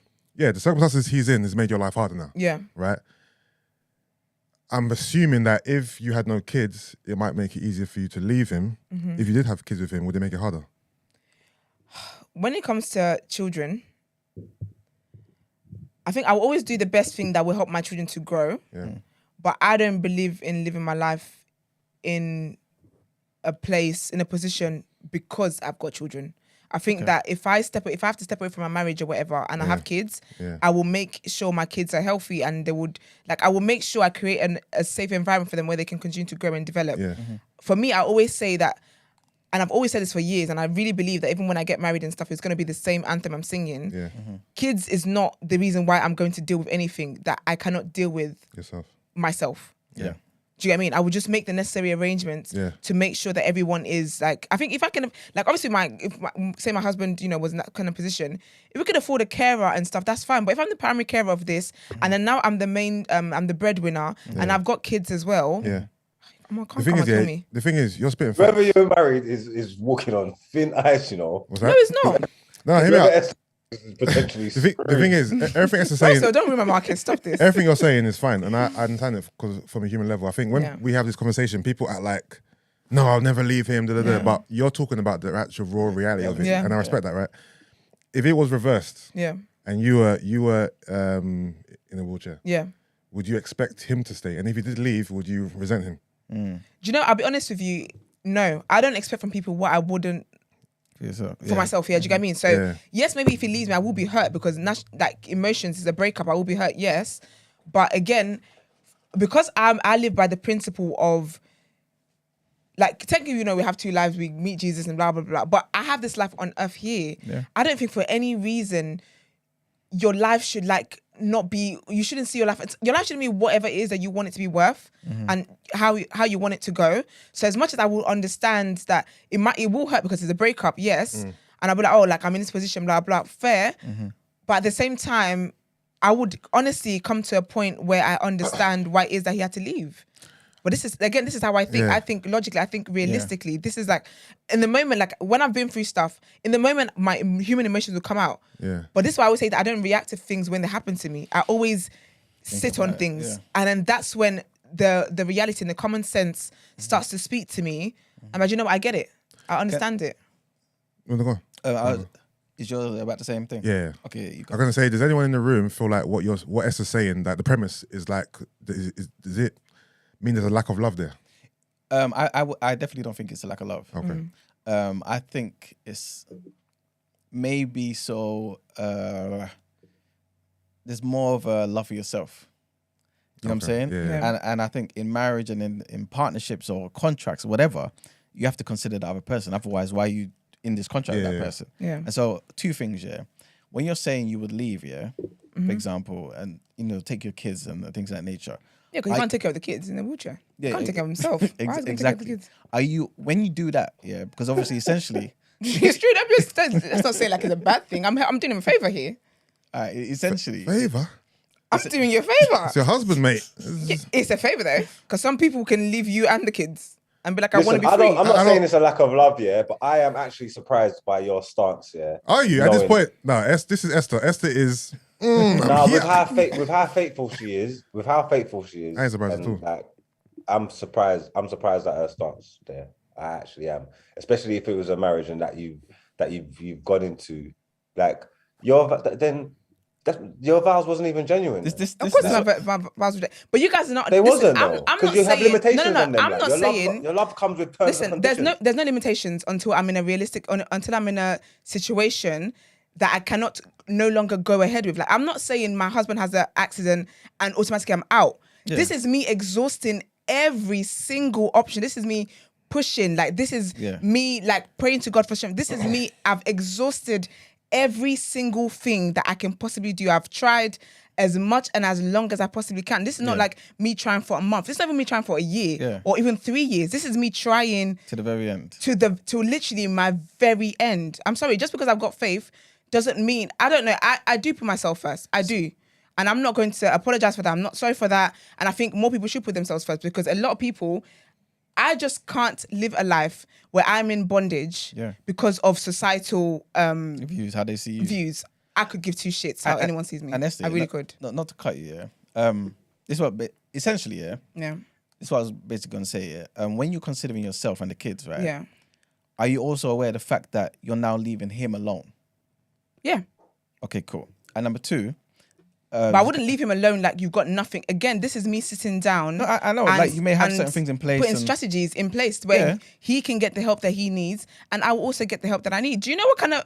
Anyway, look, I get what you're saying. Like, obviously, like you're saying, you put certain things in place, right? Yeah. But remember, he just won't have that companionship. He may have a carer coming in and certain things, but he's alone. And you're forgetting, but I don't have companionship either. And you're forgetting, but you can move on. Wait, hold on. Question. So can he. Right? Who you... How? Esther, please. He can move on. His wife left him. There's people who are disabled who have beautiful love. Of course. But so he can move on. We can both move on. No, he can, but let's be honest. You probably have a better chance of moving on. Let's be honest. Let's be honest. I just think we're both suffering heartbreak, so... Hear me out. Do you, in your whole, not spiel, but in everything you said, have you considered his feelings at all? Like, he's lost his ability to walk. Yeah. So his life has completely changed. Yeah. Right? You might be the only, you might be his rock, his everything, like his companion, whatever. Yeah. If he loses you, not only has he lost his, he lost a lot of things by losing his ability to walk, right? Now he's lost his wife. Yeah. Yeah. Would that, in your, I know you're not leaving straight away, in your tenure of trying, how much does his feelings and what he's going through? Yeah. Because I think that he's got the worst end of the stick. I don't care what no one says. Okay. He has the worst end of the stick. Okay. You, whoever. The person's in the wheelchair, I don't care how hard it is for you to take care of that person, how mentally draining it is, whatever. Yeah. He is the person who cannot walk anymore. His whole life has changed. Yeah. How much does that play a part in your thesis in terms of leaving? Like how he feels? I think I would definitely consider that. Yeah. But again, if I was to sit there and consider that the whole time, I will be living a very miserable life and I will die miserable. Okay. And so at some point, you've just got to accept this is the reality of someone's situation. I can't be in bondage to how someone else is going to feel. And the thing is, like I've heard psychologists speak about how when things like this happen in relationships and stuff, the carer's needs is always neglected because of this stigma that you're a horrible person because you left your partner and all that kind of stuff. And people don't realize how much. Yes, the person. Yes, he's in a worse situation because he hasn't got legs or whatever. Yeah. But people ignore how damaging it can be for the carer as well. Like people always ignore that, and I've heard too many psychologists speak about that and how and I think a lot of people are not able to express how they really, because it's like, I don't want to say this because he's in a worse position than me. He's in a worse position. So I'm never going to be able to say that. But the thing is, every single day they're hating life. Yeah. I'm sorry, I can't live like that. And so it doesn't, again, sorry, it doesn't mean that, you know, my vows aren't real or whatever it is. It's just, I'm going to try absolutely every single thing that I can in my marriage. Again, I take vows seriously. I'm a woman of faith. I take these things seriously. But if it gets to the point where every single day I wake up and I'm sad to wake up, I'm not doing that. Yeah, no, at the end of the day, you got to do what you want to do, innit? And if you don't feel like you can be there for whatever reason, that's your decision. Yeah. I don't think anyone can call you a horrible person or whatever, especially if you've tried to your wit's end. Yeah. I'm just trying to open up the conversation. And I think that's everything Esther's saying, yeah. Because again, like Yusuf just said, everyone in the comments, people will say, yeah, it sounds bad, this and the third. Yeah. But I think that's a reality for a lot more people than they think. Everyone in the comments is doing wishful thinking. It's easy for you to sit there and say, I'm unmarriageable and I'm this and that, blah, blah, blah. Speak to people who are actually in these situations and find out how hard it is for them. Yeah. And you sit there and you can tell me whether your marriage vows was a lie or not. It'll be hard. I think with these type of questions, people like to take the higher moral ground and exactly. Yeah, I'll have no resentment. Yeah. Yes, you're gonna have resentment, even though this person is just lost the ability to walk. It's gonna take its toll on you. It's gonna take a toll on you. 100%. It definitely will. 100%. Go. Yeah, one second.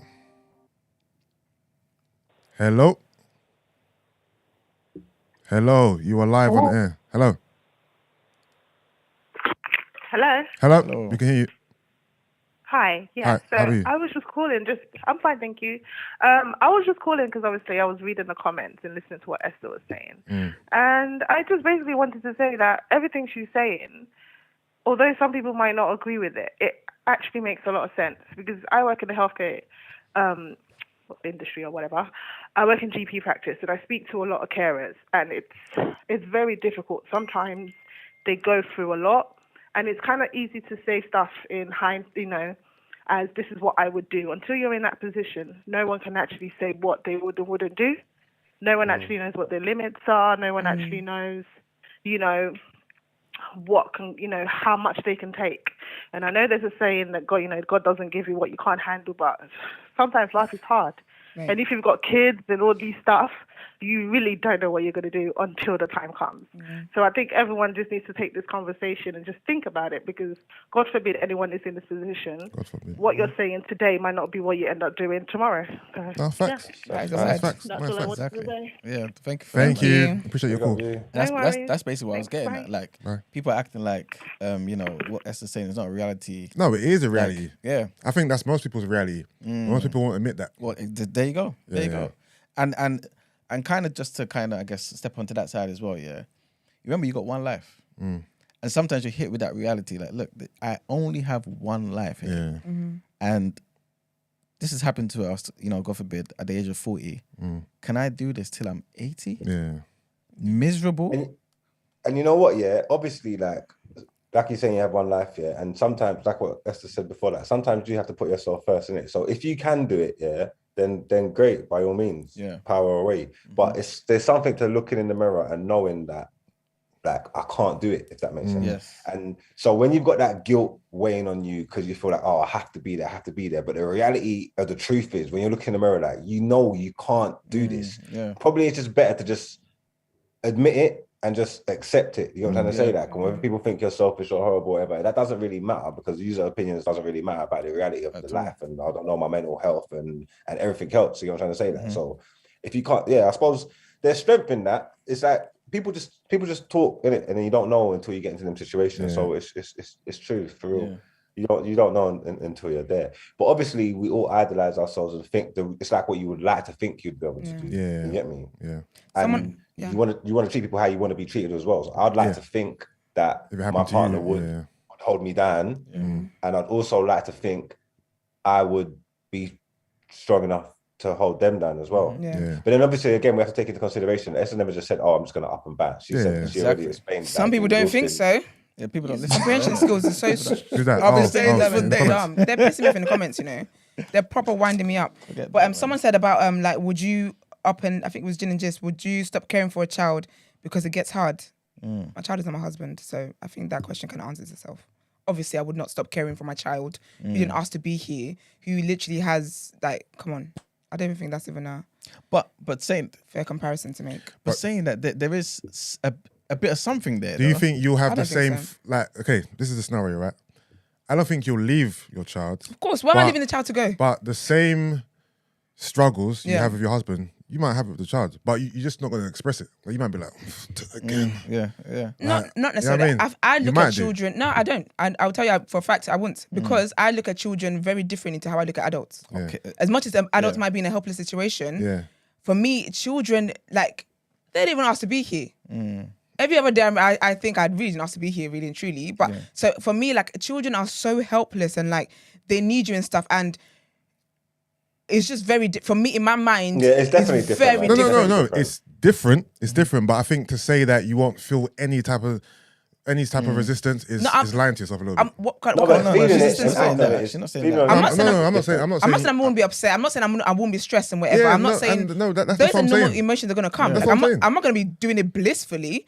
Of course, I will. And I will be that's that. what I said. Yeah, Okay, that's okay. normal. Yeah. That's gonna Yeah, come. yeah. But in terms of the person saying, Just "Will I leaving. leave my child?" Yeah. Where am I leaving my child to go? The reason why I said I think there's something to kind of investigate in that is when people get married. Yeah. Again, obviously, people get married in different ways. Yeah. You know, they value certain vows in their commitments. Yeah. More than others. It's Yeah. up to everybody else, isn't it? But the reality is, for some people, especially Christianity, like when you get married, remember it says in the Bible, two become one. Yeah. You're inseparable at this point. Yeah. Right? At least in that particular Yeah. faith that you subscribe to. Is that not the same as your child then? Because you are now one with your child. You know what I'm saying? Yeah. Or your child is from you.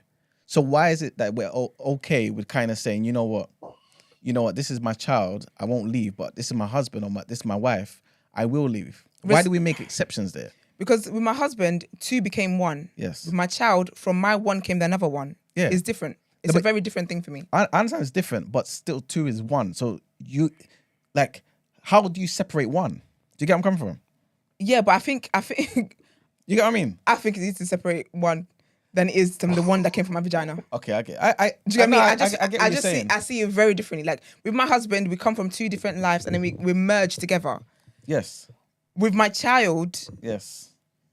you came from me. Uh-huh. That's a different. No, I get It's what you're just so saying. different You're to me. 100% correct. They are different, but I'm just kind of just honing in on the fact that, like, one is from you, 100%. That's Yeah. you.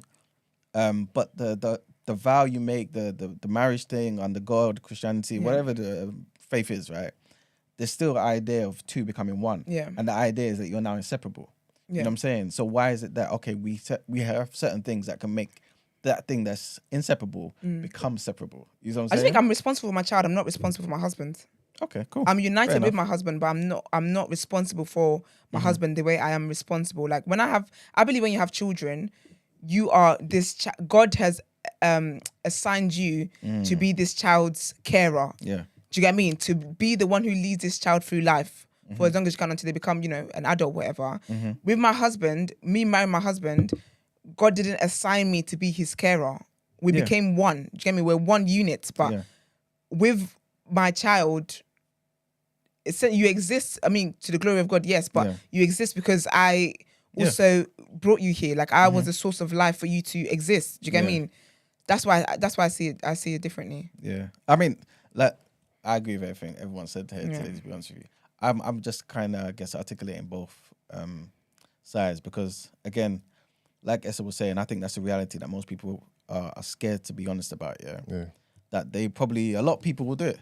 People divorce for less. Yeah. You know, a lot less. You know what I'm saying? So It's like even someone just said in the comments actually, Katie Price, because her son Harvey, he's got like disabilities and stuff, and for years she like was doing everything she could, and then it was like I have to send him to I guess a home where they take care of children with disability, where he can actually grow. And I remember like watching an interview which she did, and she was talking about how she felt so guilty and she felt like a bad mother and blah blah blah blah. But it's like sometimes things are just beyond your capacity to deal with, and that's okay. And sometimes the reality is, by sending that person to that particular home, they can get a better version of you. And that's what it is.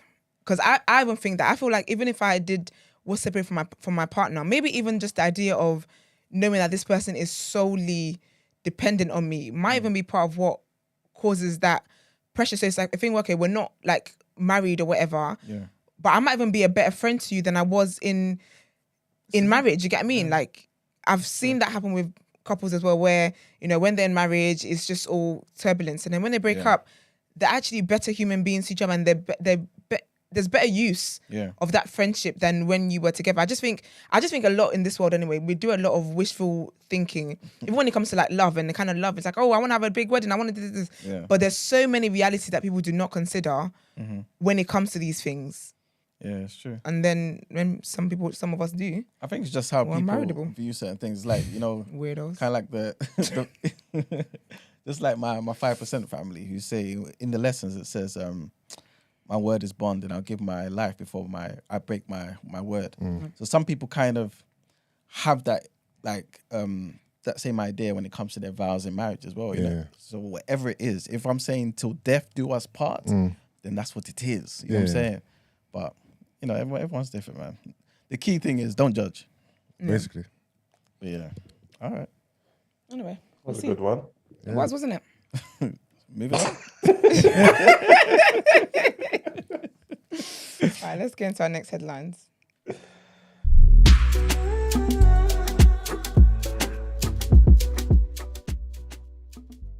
next headline is something that we kind of touched on before. I think a lot of you guys are going to be happy about this, yeah? So, many UK firms taking part in a 4-day working week trial have said they will keep it in place after the pilot ends. So more than 70 firms are taking part in a scheme where employees get 100% pay for 80% of their normal hours worked. At a halfway point in the 6-month trial, data shows that productivity has been maintained or actually improved at a majority of these firms. Though some old-fashioned companies taking part in the trial had found the shift to a 4-day week trickier. Joe O'Connor, who's the chief executive of 4 Week Global, which is basically running the scheme across a number of countries, said, "We are learning that for many, it's a fairly smooth transition, and for some, there are some understandable hurdles, especially among those who have comparatively fixed or inflexible practices, systems, or cultures which date back well into the last century. The trial is being run by 4 Day Week, which is a group campaigning for a shorter working week, along with Autonomy, a think tank, and researchers at Cambridge and Oxford universities. Of the 73 companies in the trial, 41 firms responded to a survey midway through the scheme. Around 86% of those surveyed said that they would keep the 4-day week policy going after the trial ends. More than 3,300 employees are getting 1 paid day off per week through the course of the trial. 4-day week said that employees had benefited from lower commuting and childcare costs, and claimed that a parent with 2 children could potentially save more than £300 on average per year, or roughly £270 per month. Will Strong, who's the director of research at Autonomy, said a 4-day week with no loss of pay could play a crucial role in supporting workers to make ends meet over the next few years. What does that mean? We're only doing 4 days a week soon, yeah? What are we saying? Maybe, Yeah, say nothing. 100% pay, let's work. I'm down. Do you think it applies to TDA? Of course it does. I don't think so. You're going to be here 5 days a TDA week. is a reputable organisation that wants to stay in line with the legislations of the mandates of the University of the World, right? Now you know they don't care about that. That's some bullshit. That's some bull jive.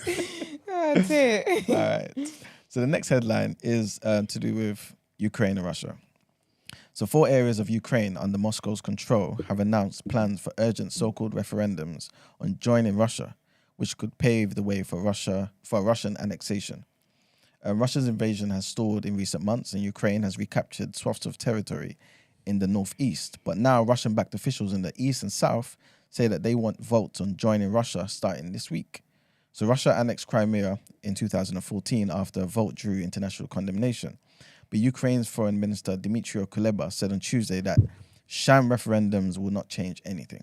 The international community has never recognized the Crimea annexation, but it has long been clear that Russia intends to rubber stamp its takeover of other occupied regions in the same way.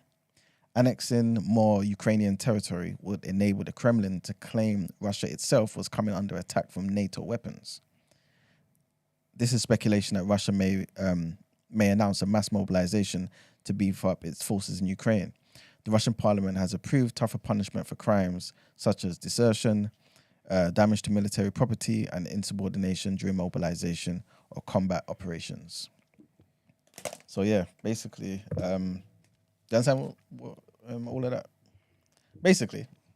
Looking at that, I need a breakdown. Man said the In combat, layman's terms, the combat please. organization of the pilot organizations. Basically, what it is, yeah, like Russia's taking over certain parts of Ukraine, yeah, so they control it, yeah. But what they're trying to do is do a referendum where the people who are in those controlled areas vote on whether they want to join Russia or not. Mm-hmm. So basically, it's one of those fake. It's a way of basically saying, you know what, if they wanted to be part of Russia, Yeah. these parts of Ukraine are now Russia now. Okay. So basically, what they're saying is, if they remember, now, remember because when the USSR got disbanded and stuff, and exactly, all that, there's certain people in Ukraine, in Crimea, and in that area as well, that actually see themselves as Russians anyway. Yes. You know what I'm trying to say? Facts. Remember all that when they tried to take Crimea and all that wasn't just like open and shut. There was a lot of civil war. There was infighting between Ukrainians because some of them actually see themselves as Russians. Yes, that's what they're saying. They got people there that would actually, the referendum will probably get passed because the people will vote. Yeah. Then it's the main people in Russia saying, in Ukraine saying, no, fuck them sham referendums. We're not listening to that. Yeah. But it's not even, it's not even like that. Some of them, Yusuf put it on himself and ran away. What's he doing? Oh yeah, put it on Max. Just so funny. He's showing me what to do this time. So he didn't even do it. It's not Mugs. It is a Mugs. I can't see him. It's not. Press it. Oh, sorry. It's on the empty chair. Yeah, there you go. There we go. Oh. Yeah, Brent's still around, as you guys can tell. Yeah, exactly. That's cold. Yeah, man. Yeah, exactly. But apparently, what they're trying to say is that it's just a tactic for Russia, because then if NATO try and bomb up certain parts of these areas that have already voted to be part of Russia, then it's like Russia are not really attacking NATO. They're kind of just just responding to the attacks on them from NATO first, if that makes sense. They're just defending themselves. Yeah. Is there a chance any of these? So where are they threatening to bomb up and stuff? Is it these side of the waters or? No, still Ukraine and Russia. That's mad, man. Yeah. And that leads us into the next headline. Okay, go on. Sorry. So there's nothing that anyone can actually do. Who's anyone? You mean like the West? They, them. They, them. The powers that be. The ones who don't have to queue to see the Queen. The big powers. I guess, all they could do is keep fighting, innit? Try and take the area back. But yeah.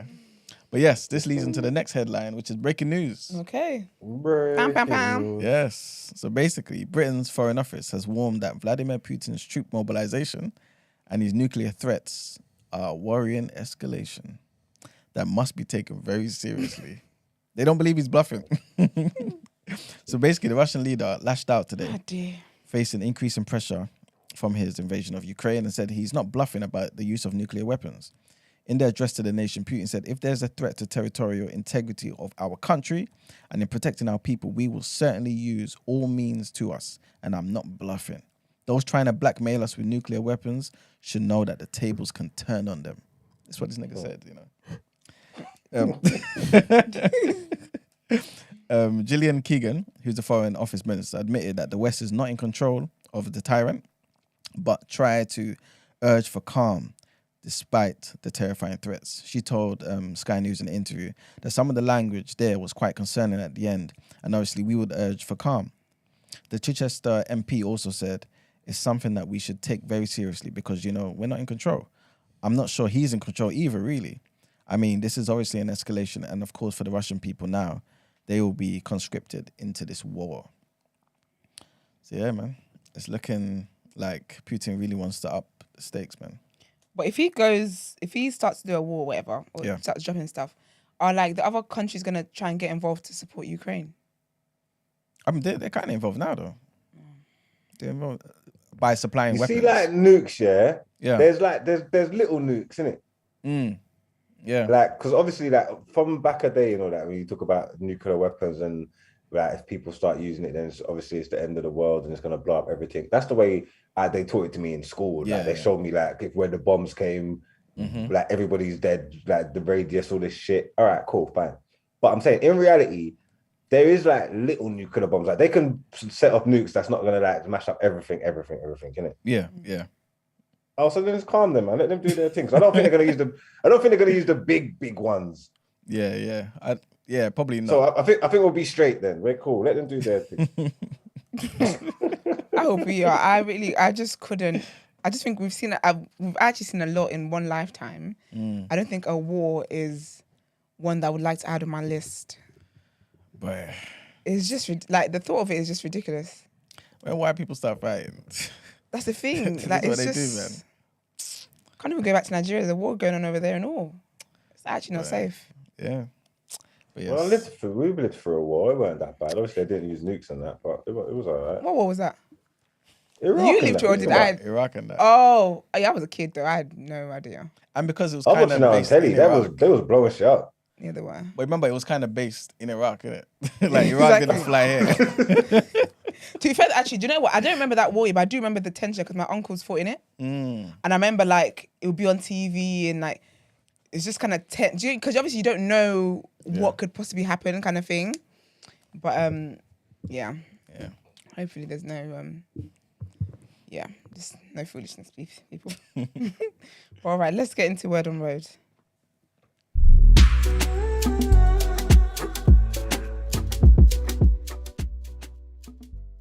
Over here, so there's an Xfactor ex-contestant, Rebecca Furguson. I don't know if you guys remember her from like years ago. Yeah, The Liverpool girl. Yeah. So trigger warning. She's actually spoken out now. She did a whole a reveal on TikTok a couple of days ago, and she was basically saying how she's been exploited in the music industry and she suffered abuse. I'm not going to go into like so much detail about it just because it's quite a lot. But she was basically saying how she basically offended like two powerful people in the music industry, and they made sure that she suffered for it. And even up until I think she had an album, I believe in 2013, she said, and that album was not allowed to be in certain places. They blacklisted it as long as they could. I think even until was it last year or something that people could actually even start using the sounds. Wow. You could actually find the sounds on TikTok and stuff like that. So so it was a very, very detailed account. And she said how, you know, they dictated to her who there was a phase where she was being drugged, being medicated, being told who she can and can't date. It was just a whole lot of kind of control over her life and in terms of like her music and all that stuff as well. And she said, you know, she must have really pissed them off and they took it out on her and it wasn't something that she could speak out about because no one would really understand. You know, like when you're the only person who knows that you're being antagonized, but when you tell people, it doesn't quite make sense. And she said she tried to tell her story to a publication, and basically they said because of the people that were involved, they couldn't report on it, even though they felt like it was true, but they couldn't report on it because I guess they didn't want to piss the people off. But she also said that she's not saying it. Actually, no. So in doing my research for this, right, I found out that actually there's some ex-contestants people that signed to Simon Cowell's label, Psycho, who are basically taking them to court they're suing his label, I guess him, indirectly, for bullying. And when all of that came out in the news, she said she wasn't going to be part of that lawsuit, basically. But she did kind of make some points to it. She was like, you know, people get, you know, you reap what you sow. Yeah, basically stuff like that anyway. But yeah, so she did say her telling her story now is not because she wants to do a whole lawsuit or anything like that. It's just she just wants to speak out about it, and she's been doing work behind the scenes to help other to just change the culture within the music industry. And I know she said something about she's spoken to like MPs and academies and, you know, places that have to do with, that can have control over the music industry and can influence the music industry. And she's spoken to them and she's doing stuff to just make sure there's better working environments for singers and musicians, and to make sure that they're heard and stuff like that. And I think she also said that there was someone else who was on the show who actually wanted to speak up about abuse they'd actually faced as well. But again, that person, they were meant to go on a platform, on a news platform, and then last minute they cancelled and the person said, no, you can't, because... So the person who's involved basically blocked it before that woman got to speak out about it. And she said, everything I went through was supposed to happen. Because I went through that, the music industry now has an independent standards authority. I'm not bitter or sad about my past. It's all lessons. What they thought was going to harm me actually helped thousands of people. They don't win in the end. Good conquers always. Just have faith. No matter what they do and to try and ruin you, good people always win in the end. And I said, for me to sue somebody, they would need to be relevant to me, and they're not somebody I know or ever think about. My energy is precious and I don't waste it. I think it's very brave for her to come out and talk about it, especially because she's still got like a music career. So, but hopefully she can get all the healing that she needs and is able to move forward from that. It's just horrible. But that Xfactor show has really gone out so sad, because I remember, was it last year, and Misha B came out and talked about how she was bullied on the show as well, which you could kind of tell. And I think, if I'm not wrong, I think Alexandra Burke as well was also spoken about stuff. So, yeah, they just be wilding over there. But on the topic of lawsuits, I reported about Tiffany Haddish, and Aries Spears, who were being taken to court by these siblings over alleged sexual assault when they were younger, and then making them do an indecent advert. Well, basically, their lawsuit has been dismissed because the family, they basically filed for it to be dismissed. And it's been filed with prejudice, which means they can't go back to court again. So when I reported, I told you guys that they've been trying to get it to court. Like, they'd had several tries. But this time, this is the end of it now. And if they dismissed it, because it was their request to dismiss it. So yeah, for whatever reason, they did that. Wait, so what's the lawsuit over? That video that they made? Yeah. And apparently alleged, molesting. So there's real molesting, or is it just a video? Because I've seen that video. That video is strange. Why did they make that video? I don't know. So basically, she was trying to, like when you're an actor, when you're starting out, you try and add to your reel.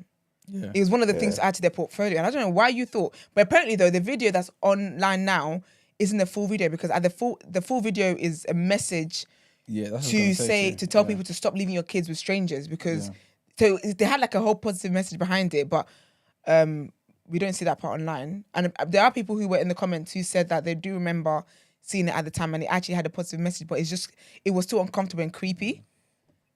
Yeah, it was weird. Yeah, I don't like that video. It's very weird. I don't know.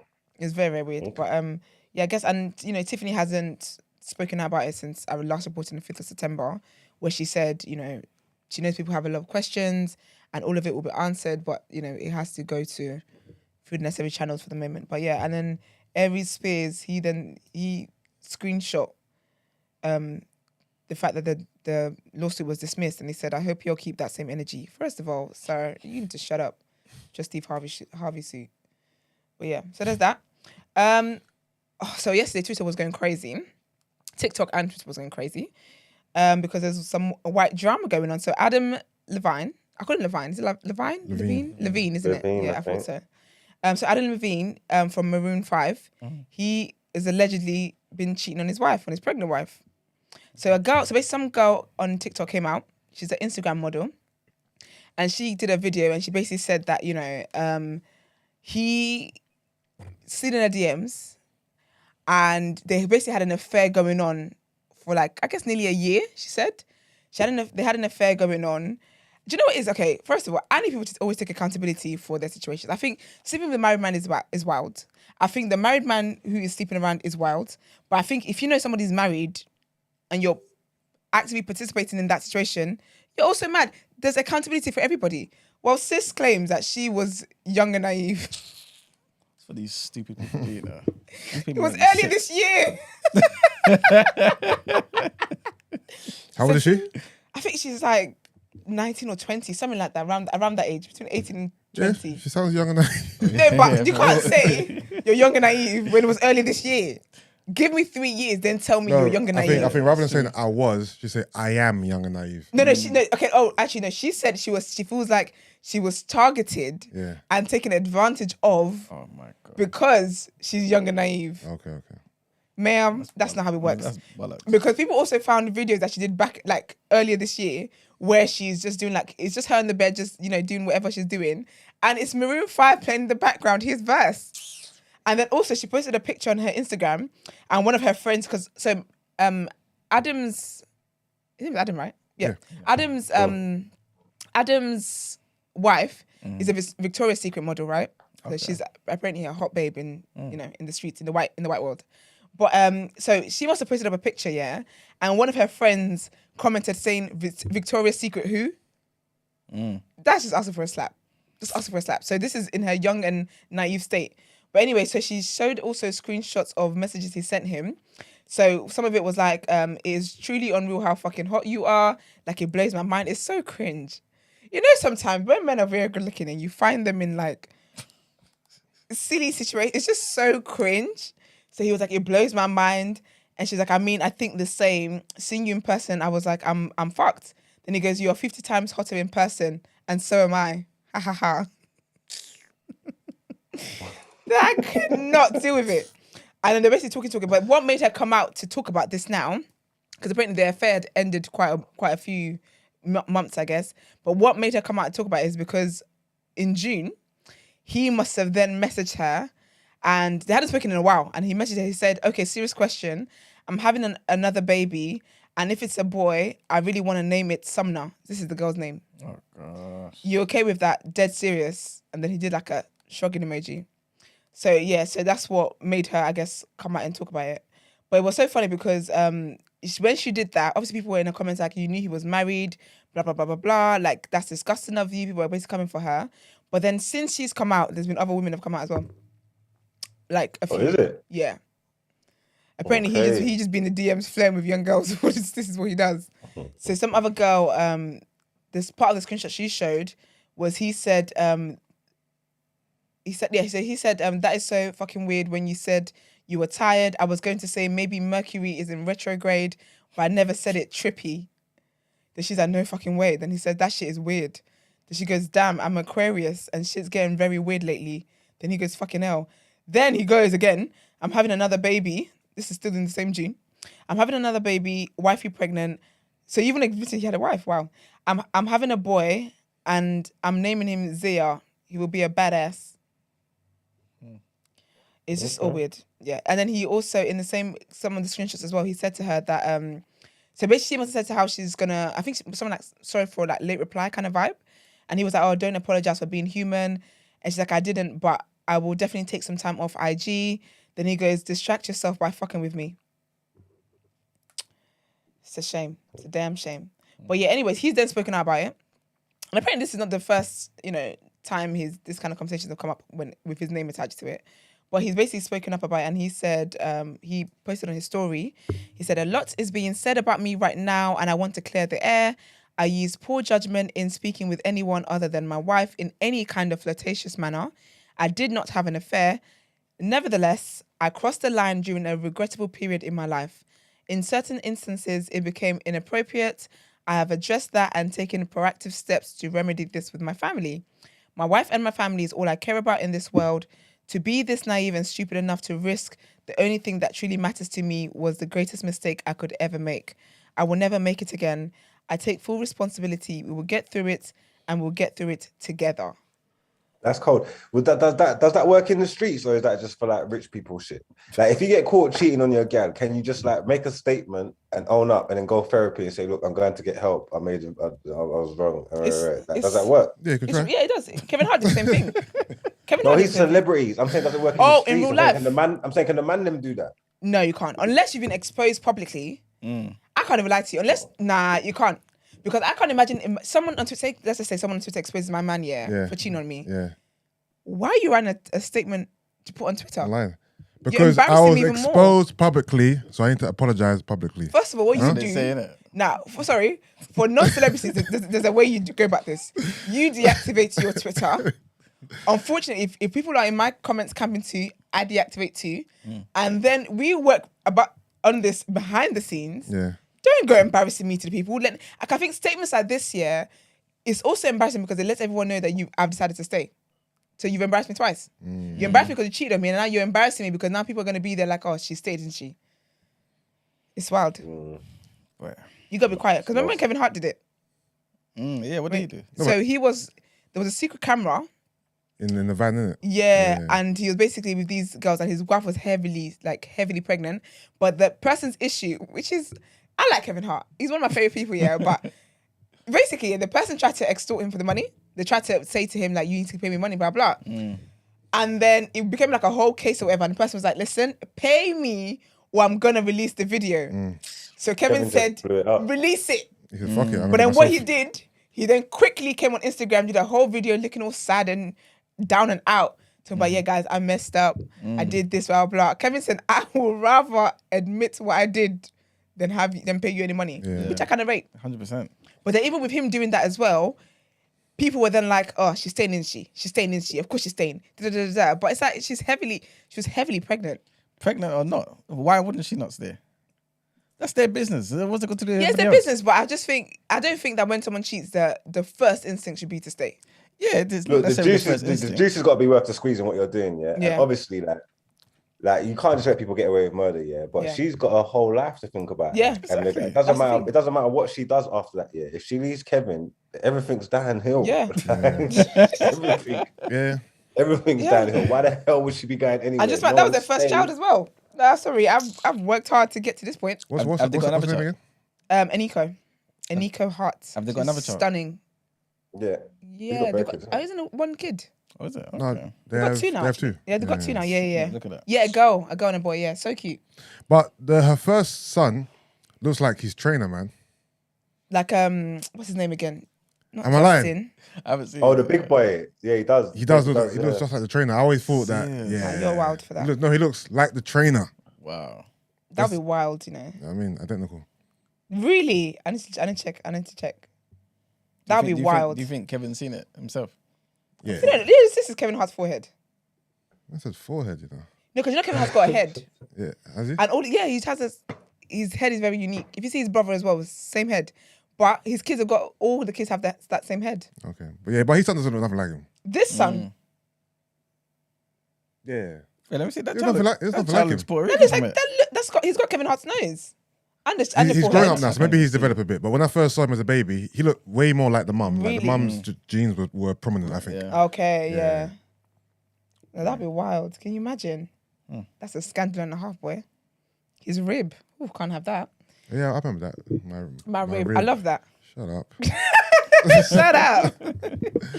But to end on positive news, Future has sold his song publishing catalogue for 8 figures.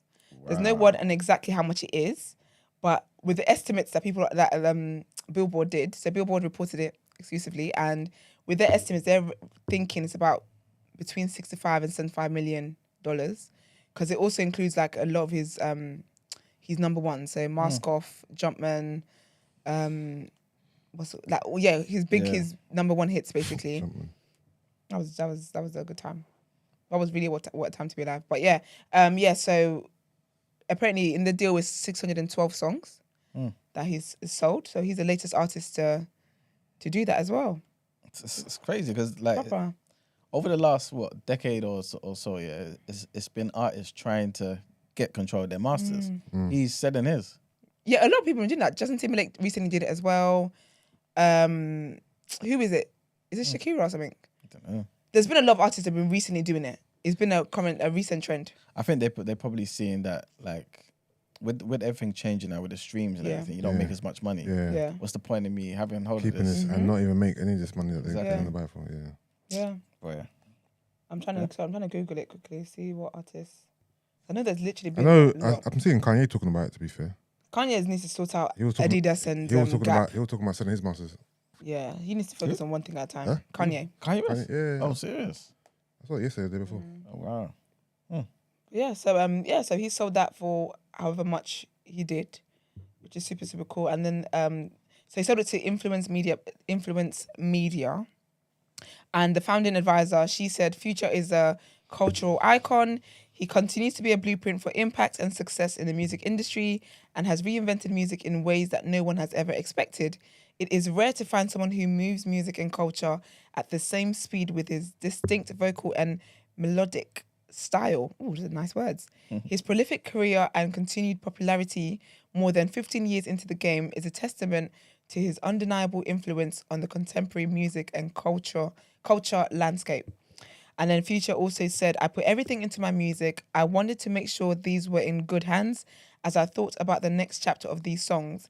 I'm proud to partner up with Renee and the team at Influence Media and send a signal that this music has timeless value.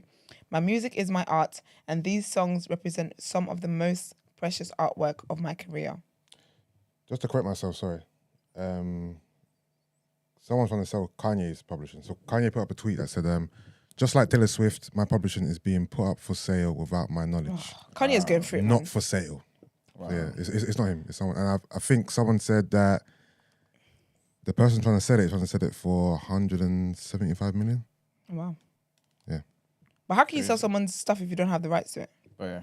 Must be someone at the label or something. Kanye's going for a lot because even Gap and Adidas as well have teamed up to say, can you imagine, that I've created something and it's called Yeezy and you're telling me now, they've sent him a contract where he can't even wear it. They said he's not allowed to produce anything, create anything, and he can't even wear it. I can't wear something that's made up my name. Yeah. So basically, because he's been threatening to take them to court and wanting to come off his contract because they tried to buy him out for like $1 billion or something silly like that. But basically what they've done, he's been calling out Adidas and Gap. Adidas for stealing his designs and stuff, but and creating colorways that he'd never approved. So what those two have now done, because he's coming for both of them, they've now teamed up and they're going to release a collection. Oh, is that what's happening?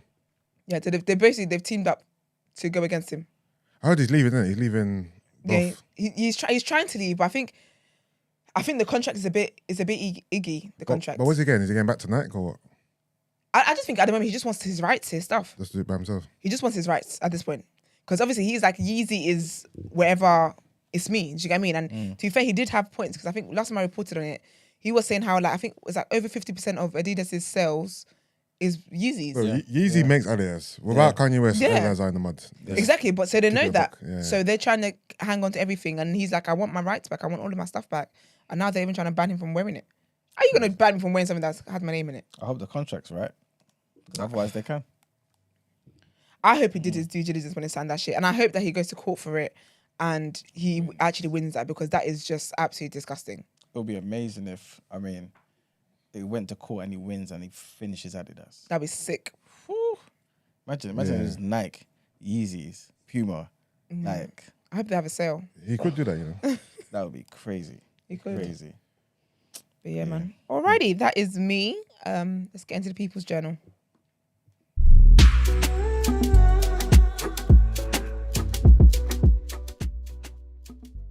To the People's Journal, I'll give you the news from an economics point of view.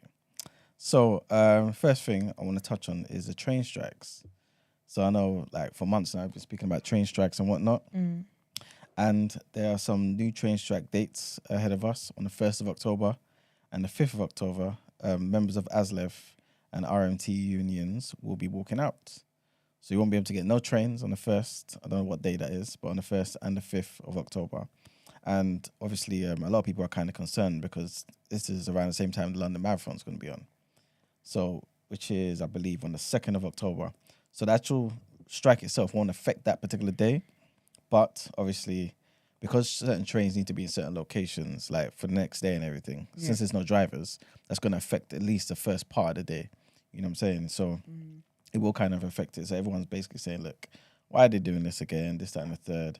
Obviously, ASLEF, a lot of the members are still due to get any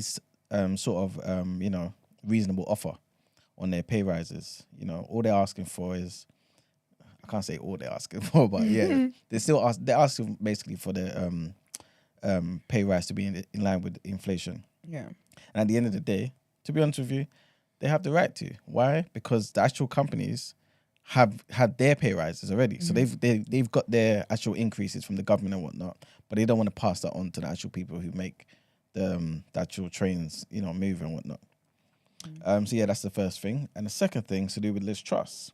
So basically, she's come out and basically said she's made a difficult decision to remove the cap on bankers' bonuses to boost the economy. Now, obviously, this is something that's kind of like controversial because obviously everyone talks about bankers getting millions every year in bonuses, right? And there was a cap on it to prevent all that happen. But she's basically saying, no, if you look at this from an economics point of view, removing this cap potentially will make Britain more competitive. It will help Britain become more attractive, help more investment to flow in the country, and all that type of stuff. So that's the the thought process, which I understand, right? Of course you do. It's from an economic point of view. I understand. No, because at the end of the day, right, certain people won't come to the country because they feel like if I come here and the bonuses that for example, I could give myself in China is 10 million, but in the UK I can only cap it. It gets capped at 5 million. Why would I come to the UK? You know what I'm saying? And with more bankers coming there, with more banks coming in, investing much more, you're going to get competitive rates, and that should trickle down into certain interest rates and whatnot for the actual people. So it makes sense. But at the same time, it seemed like Joe Biden kind of was sending a shot at her on Twitter. It's come out that he's saying it wasn't the case, but he basically said, he tweeted earlier saying he's sick and tired of the theory that cutting taxes for businesses and the wealthy will see the benefits trickle down to the pockets of poorer workers. First of all, so, Joe Biden, focus on your skin graft situation. On your what? Your skin graft. Yo, did you hear this thing about? I don't even know why I'm even giving it the time of day. But I saw on Instagram where this lady was coming out basically saying her granddad is Joe Biden, but that Joe Biden we're seeing is not her granddad. Saying he's a clone. Yes. Where's the real granddad? Where's the real Joe Biden? He's dead somewhere. So the Joe Biden that we're seeing right now, he's not the real Joe Biden. He's not the real Joe Biden. I'll be This is honest with some you. clone guy. I believe that because the Joe Biden we see right now looks like a Sims character. I told you I'm that not man gonna lie. looks too weird. You can bring a bunch of white guys in here. I'll be like, who's Joe Biden? They'll be like, I don't know. I can believe it because Joe Biden looks like he's had way too much work done. Skin is just glistening like it's made of plastic. I believe it. Did you see there's a little theory online that Camilla Parker Bowles, that's not her. Oh, serious? There's someone done a close-up on her neck. Camilla who? Camilla Parker Bowles. Prince Charles's. Sorry, King Charles's wife. Camilla, man. You know Camilla, man. First of all, just say Camilla. I don't know her full name. Who sorry. knows her full name? I always say Camilla Parker Bowles. Yeah, back in the day, it was always Yeah, it's always a full name. Is that her old name? Yeah. How Parker is Bowles. it? So they don't. I didn't know that. I thought she was just Camilla. I was was just it? Camilla. Trust me. Nah, I always had No, that. Yeah. like Sir Madonna. Camilla. You know the other day when Charles was doing the little signing thing. Oh yeah. So someone on the close up on her neck. I think it was that day or another day, and there's like this thing here that seems like it's like the start of a mosque. It's proper like it's like a skin, but it's popping up. It's giving Jane the Virgin And telenovela. someone goes, "Oh, who's underneath that mask? Who's really in that mask?" Yeah. I was gonna make a joke. It's too soon. No, go on. Oh, it's the Queen. That's because they're Diana. Oh my Ah, god. boo, boo. First of all, don't you dare! You made me do that. Listen, I don't put anything past anything. I don't put anything past human beings. I would not be surprised if that Joe Biden is a fake one. The Nigerian president is fake to me. That's not Buhari. You don't think so? No. That's him, man. That's what's his name? What did they call him again? I can't remember. He's saying from Saudi or something like that. From Sudan or something. Yeah, from Sudan. Yeah. It's not Buhari. Look, you see it? Oh yeah. If Brent was here, I could put it on the screen, man. Oh yeah, Brent. Yeah, he's not here. To be fair, it's looking kind of like a mask thing. But then maybe she just did it because that's what I Or was is it saying bad to people. skin? Yeah, Look. when you moisturize your face, you got to do your neck too. Yeah, but it's like it can lift up. Ew. Oh, it's making me itch. Sorry. You know what? Maybe I can put it into the camera. You know. Yeah. Oh. Oh, should I do it? Can you see it? Or maybe you have to do this. I'm gonna time Come that. closer. Never mind. Google it. Yeah, but you know, it just looks. I don't know, that's why people don't scrub because they only do buffs. That race. If that's They her only do buffs. skin, like, then she needs to go and see a skin doctor or something because your skin's coming off your face. Oh dear. And the last thing I kind of want to talk about is basically to do with GPs and the NHS. So where was it? Pardon me. Oh yeah, send it to the community. Oh yes. Put a screenshot in the community. Someone said. Oh, okay. So basically, there's some projections that basically say up to 16 million patients could potentially lose their GP in the next decade. Like loads of GPs are quitting, basically.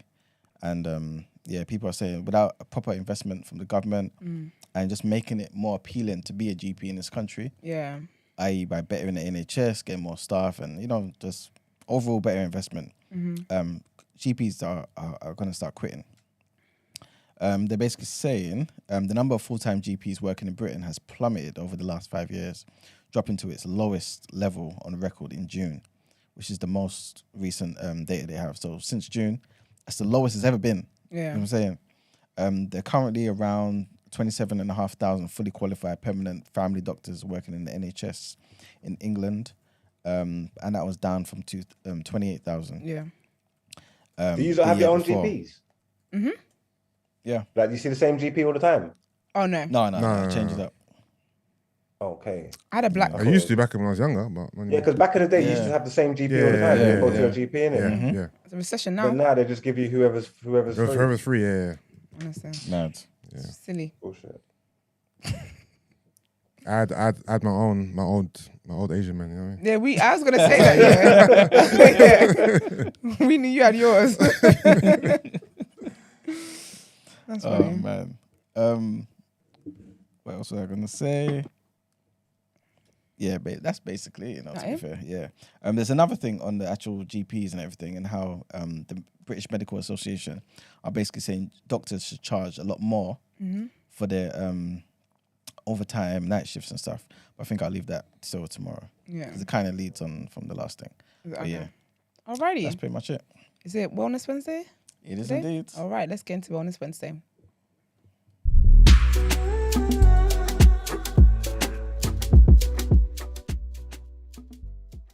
So, Wellness Wednesday, but there's no music in the background. That's okay. We're going to work anyway. Exactly. And today's quotes come from a great Pan-African, right, by the name of Martin Delaney. And I just thought it would be kind of good to kind of mention a couple of his quotes that he lived by, and hopefully kind of just realign our thoughts, especially as people kind of divide on this whole Queen issue. You know what I'm saying? We need to focus on the bigger thing. And he basically says, our elevation must be the result of self-efforts and the work of our own hands.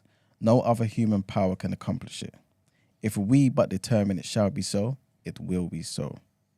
I'm going to say it one more time. Our elevation must be the result of self-efforts and work of our own hands. No other human power can accomplish it. If we but determine it shall be so, it will be so. And the last thing I wanted to say also is, he says, the rights of no oppressed people have ever been obtained by a voluntary act of justice on the part of the oppressors. One more time. I'm going to say it one more time. One more time. The rights of no oppressed people have ever been obtained by a voluntary act of justice on the part of the oppressors. I don't get it.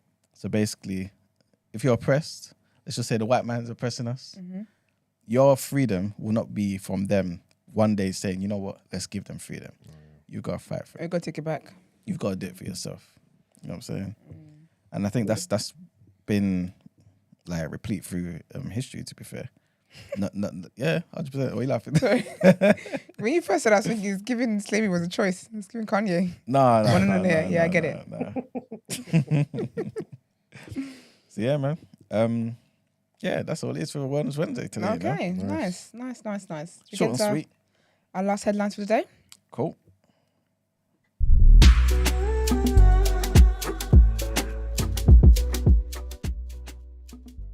Sleep. This last headline might get Margs a bit angry. So it's about Extinction Rebellion. Hate them, man.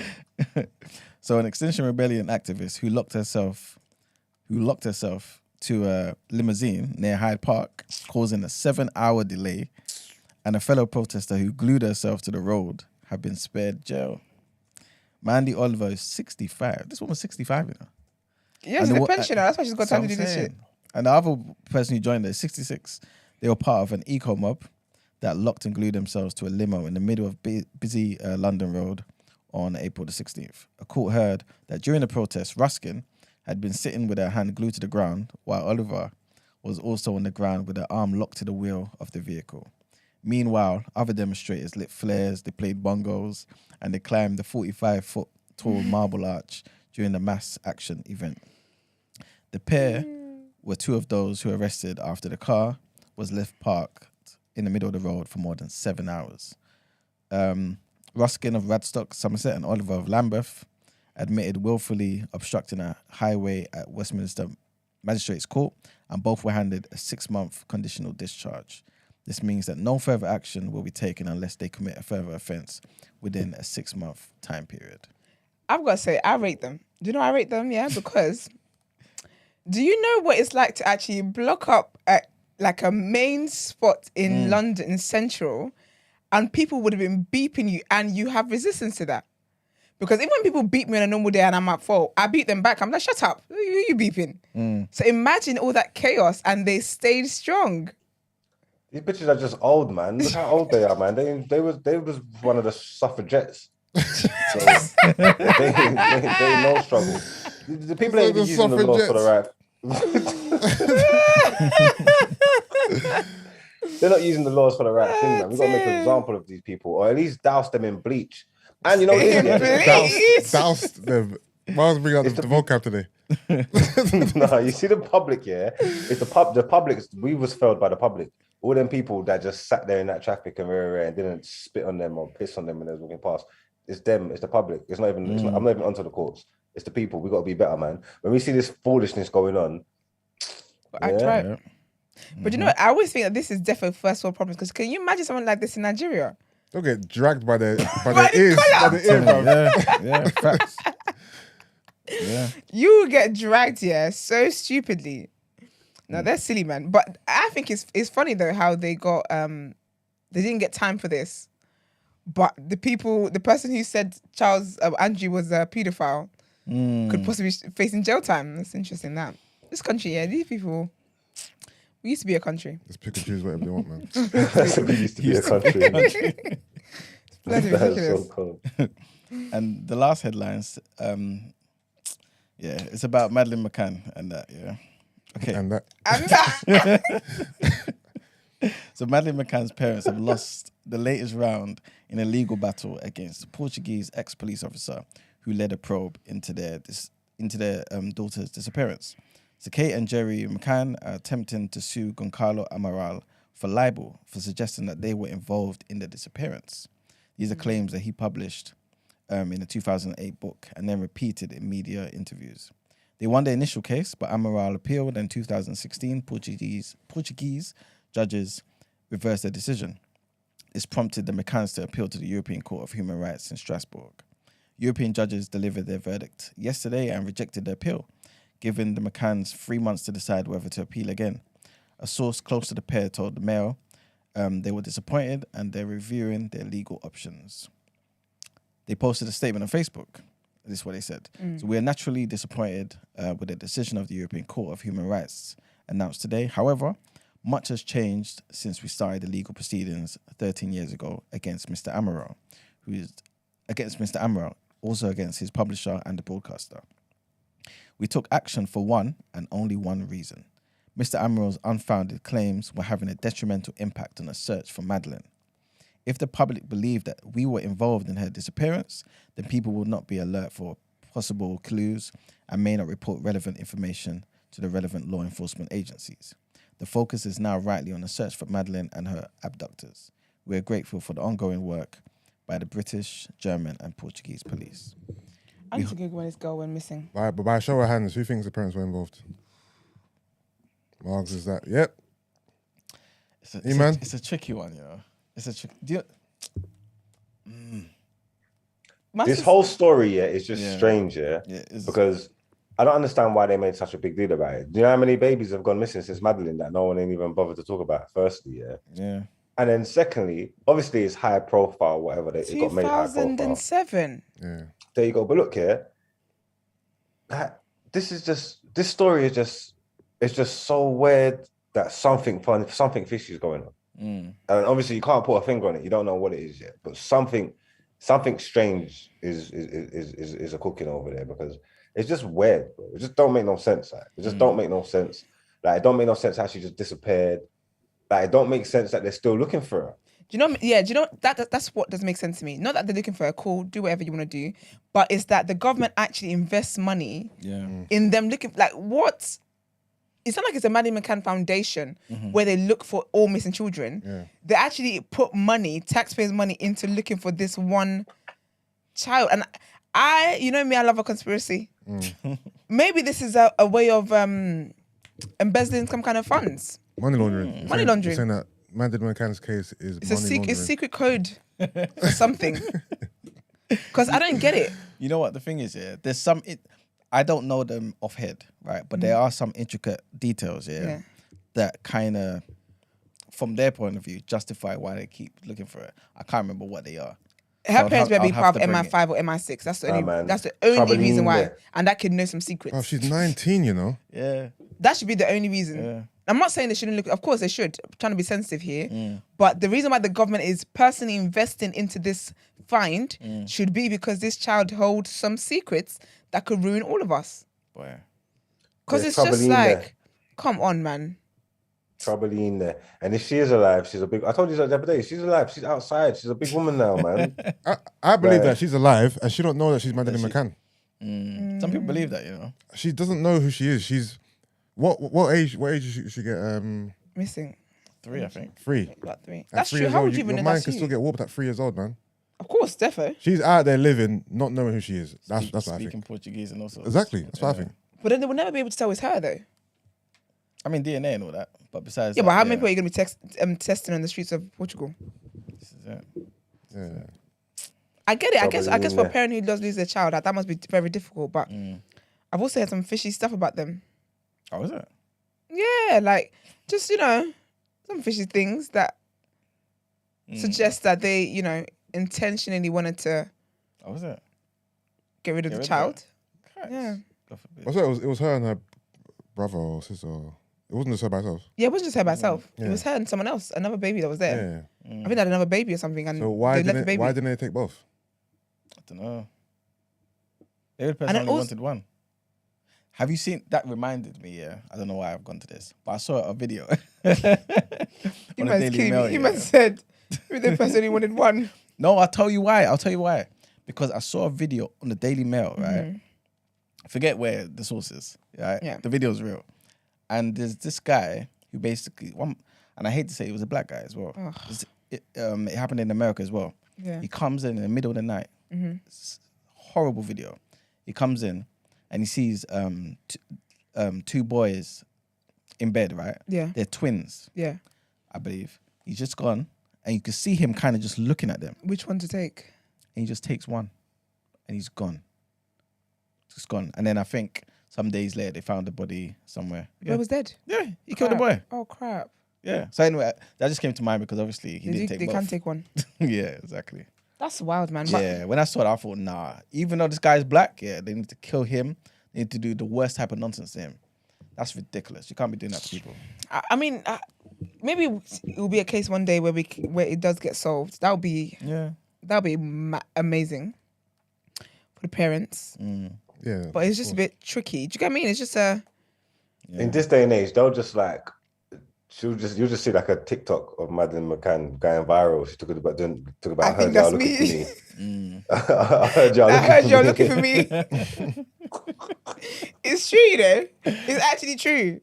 That would be mad. Or do you know what? Yeah, that is true. Do you know, if we ever found out, I can actually see that being a thing.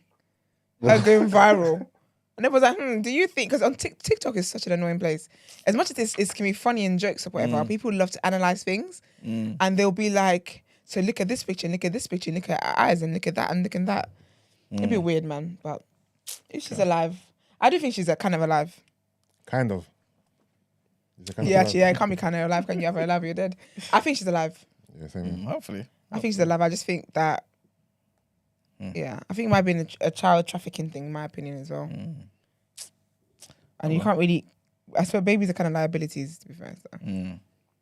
Okay. In that kind of scenario, I mean. They're liabilities. Yeah, you're trying to escape. You tell a 3-year-old to be quiet, they'll be quiet. We all know Tell your a stance on baby's- kids anyway. It's fine. No, you don't.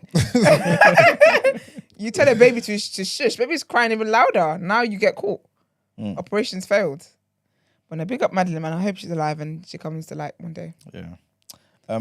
Before we go into the next segment, bit of breaking news. It may not be the most important thing in the world. She's about a queenie, man. No, Keeps yourself. Basically about strikes, right? So basically, 2,000 London bus drivers are looking to strike next month as well. So remember, I just mentioned the trains, and it's looking like further strikes have been announced this morning. After a raft of industrial action was declared yesterday. More than 2,000 drivers at bus operator Arriva will take part from the 4th of October. So basically the 1st of October and the 5th of October, trains not going to be in service. 4th of October, I believe into the 5th, will also not be in service for buses. I think striking in winter is the worst thing. It's Right. so cold. It's just such an inconvenience. They need to just pay these people the money, man. And then, everyone will be happy. But yeah, that's it. Alrighty, well, let's get into Done Out Ere.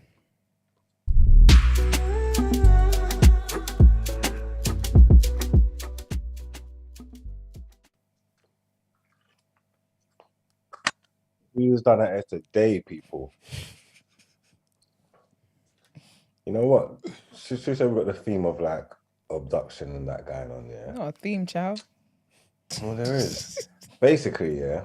I was reading this story, yeah, and it was making me laugh.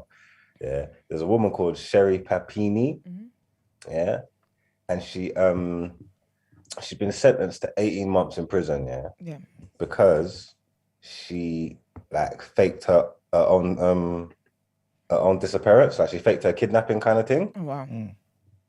Yeah, so like basically, she said that she went missing in November 2016. She was going for a run, and then she just disappeared for 3 weeks. Like just literally just disappeared. You get me? And then like they found her like just all battered and stuff on the street like 3 weeks later, and she said like 2 Hispanic women kidnapped her, innit?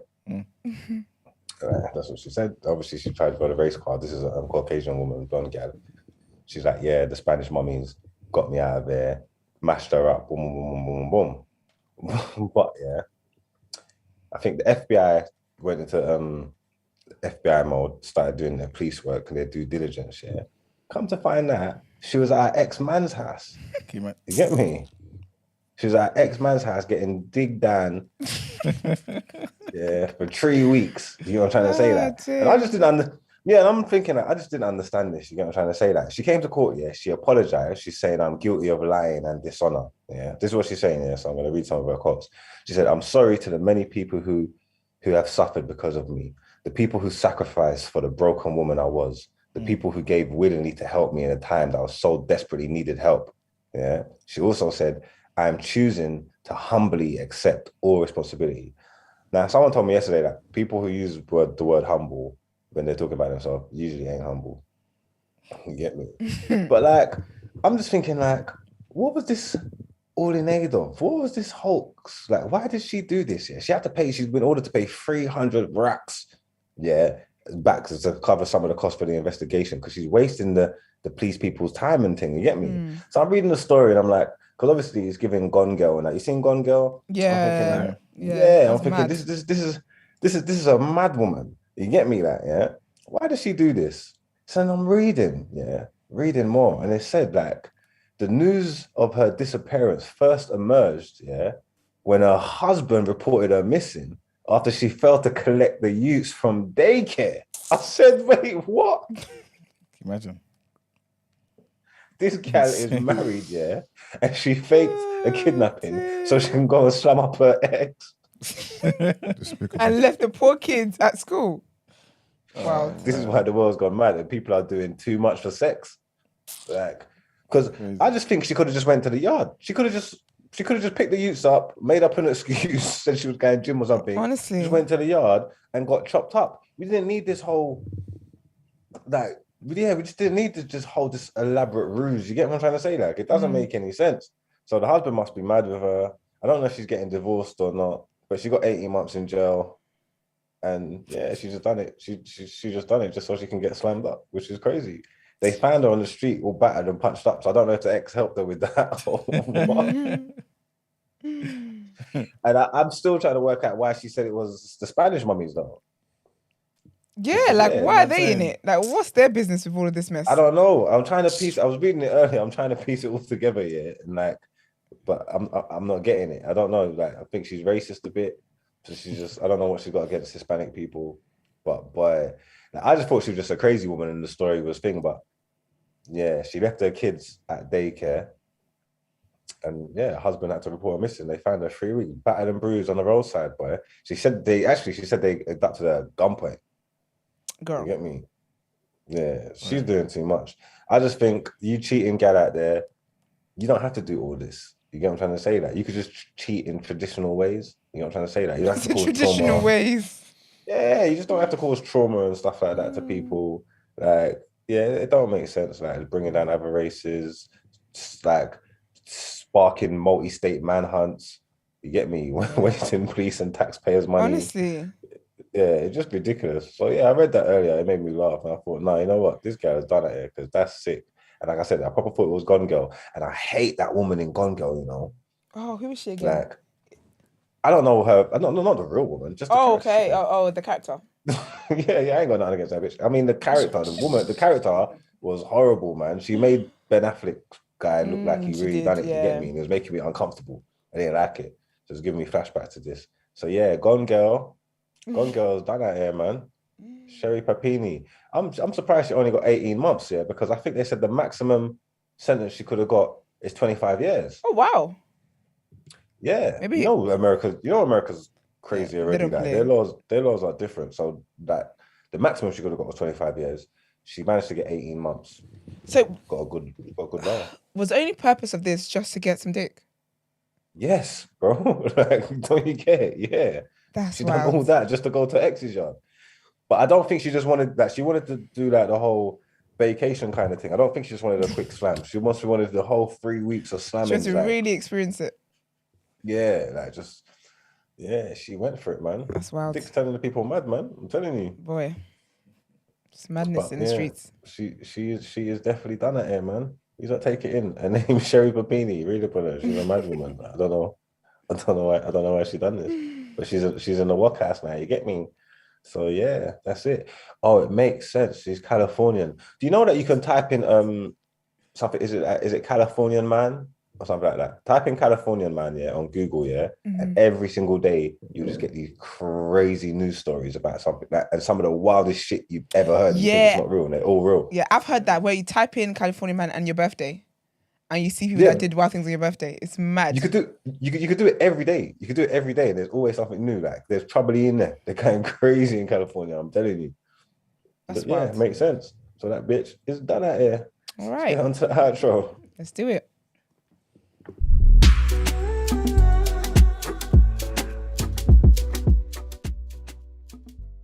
Oh, get a grip. Well, don't get a grip. Get me. Great show. Thank you guys for tuning in. We appreciate our live crew. We're live every morning. Don't forget. And like the video as well. Share it as well because it's going to stay up when we're done. Follow us on our social media platforms the day after TNB. Like, comment, share the videos, do all that great stuff. Let's get our reach even wider. If you would like to send voice notes and text in to us, send it into 075-6484-1073. Big up the callers that we had today. That was very lovely as well. We didn't even have to ask. Big up them. And you called. Man. We love it. Thank you. Also, if you would like to inquire about the show or feature on the show, email the team the day after at thenewblack.com. Also, don't forget... What? Oh, I got it wrong. They're telling me it's not California man. They're right. It's Florida man. Yes, Florida. Yes, Florida man. That's it's trouble in there. It's Florida. Yes, Florida man. Also, don't forget you can join our TNB network. Our community is basically like our own social media platform, and you do that by searching community.thenewblack.com. Black is spelled with an X. But yeah, we'll be back tomorrow. Can I ask one thing? Of course you can. So people, as you know, what is it tomorrow? Thursday. Woke or joke. If you look, I've got something that you want us to discuss. Oh, yes. Yeah, some amazing conspiracy or whatever. in the community. Type it up. Let us know. Yeah, that'd be really good. Yeah, man. All right, cool. Yeah, do that. All right. Well, we'll see you guys tomorrow. See y'all in the morning.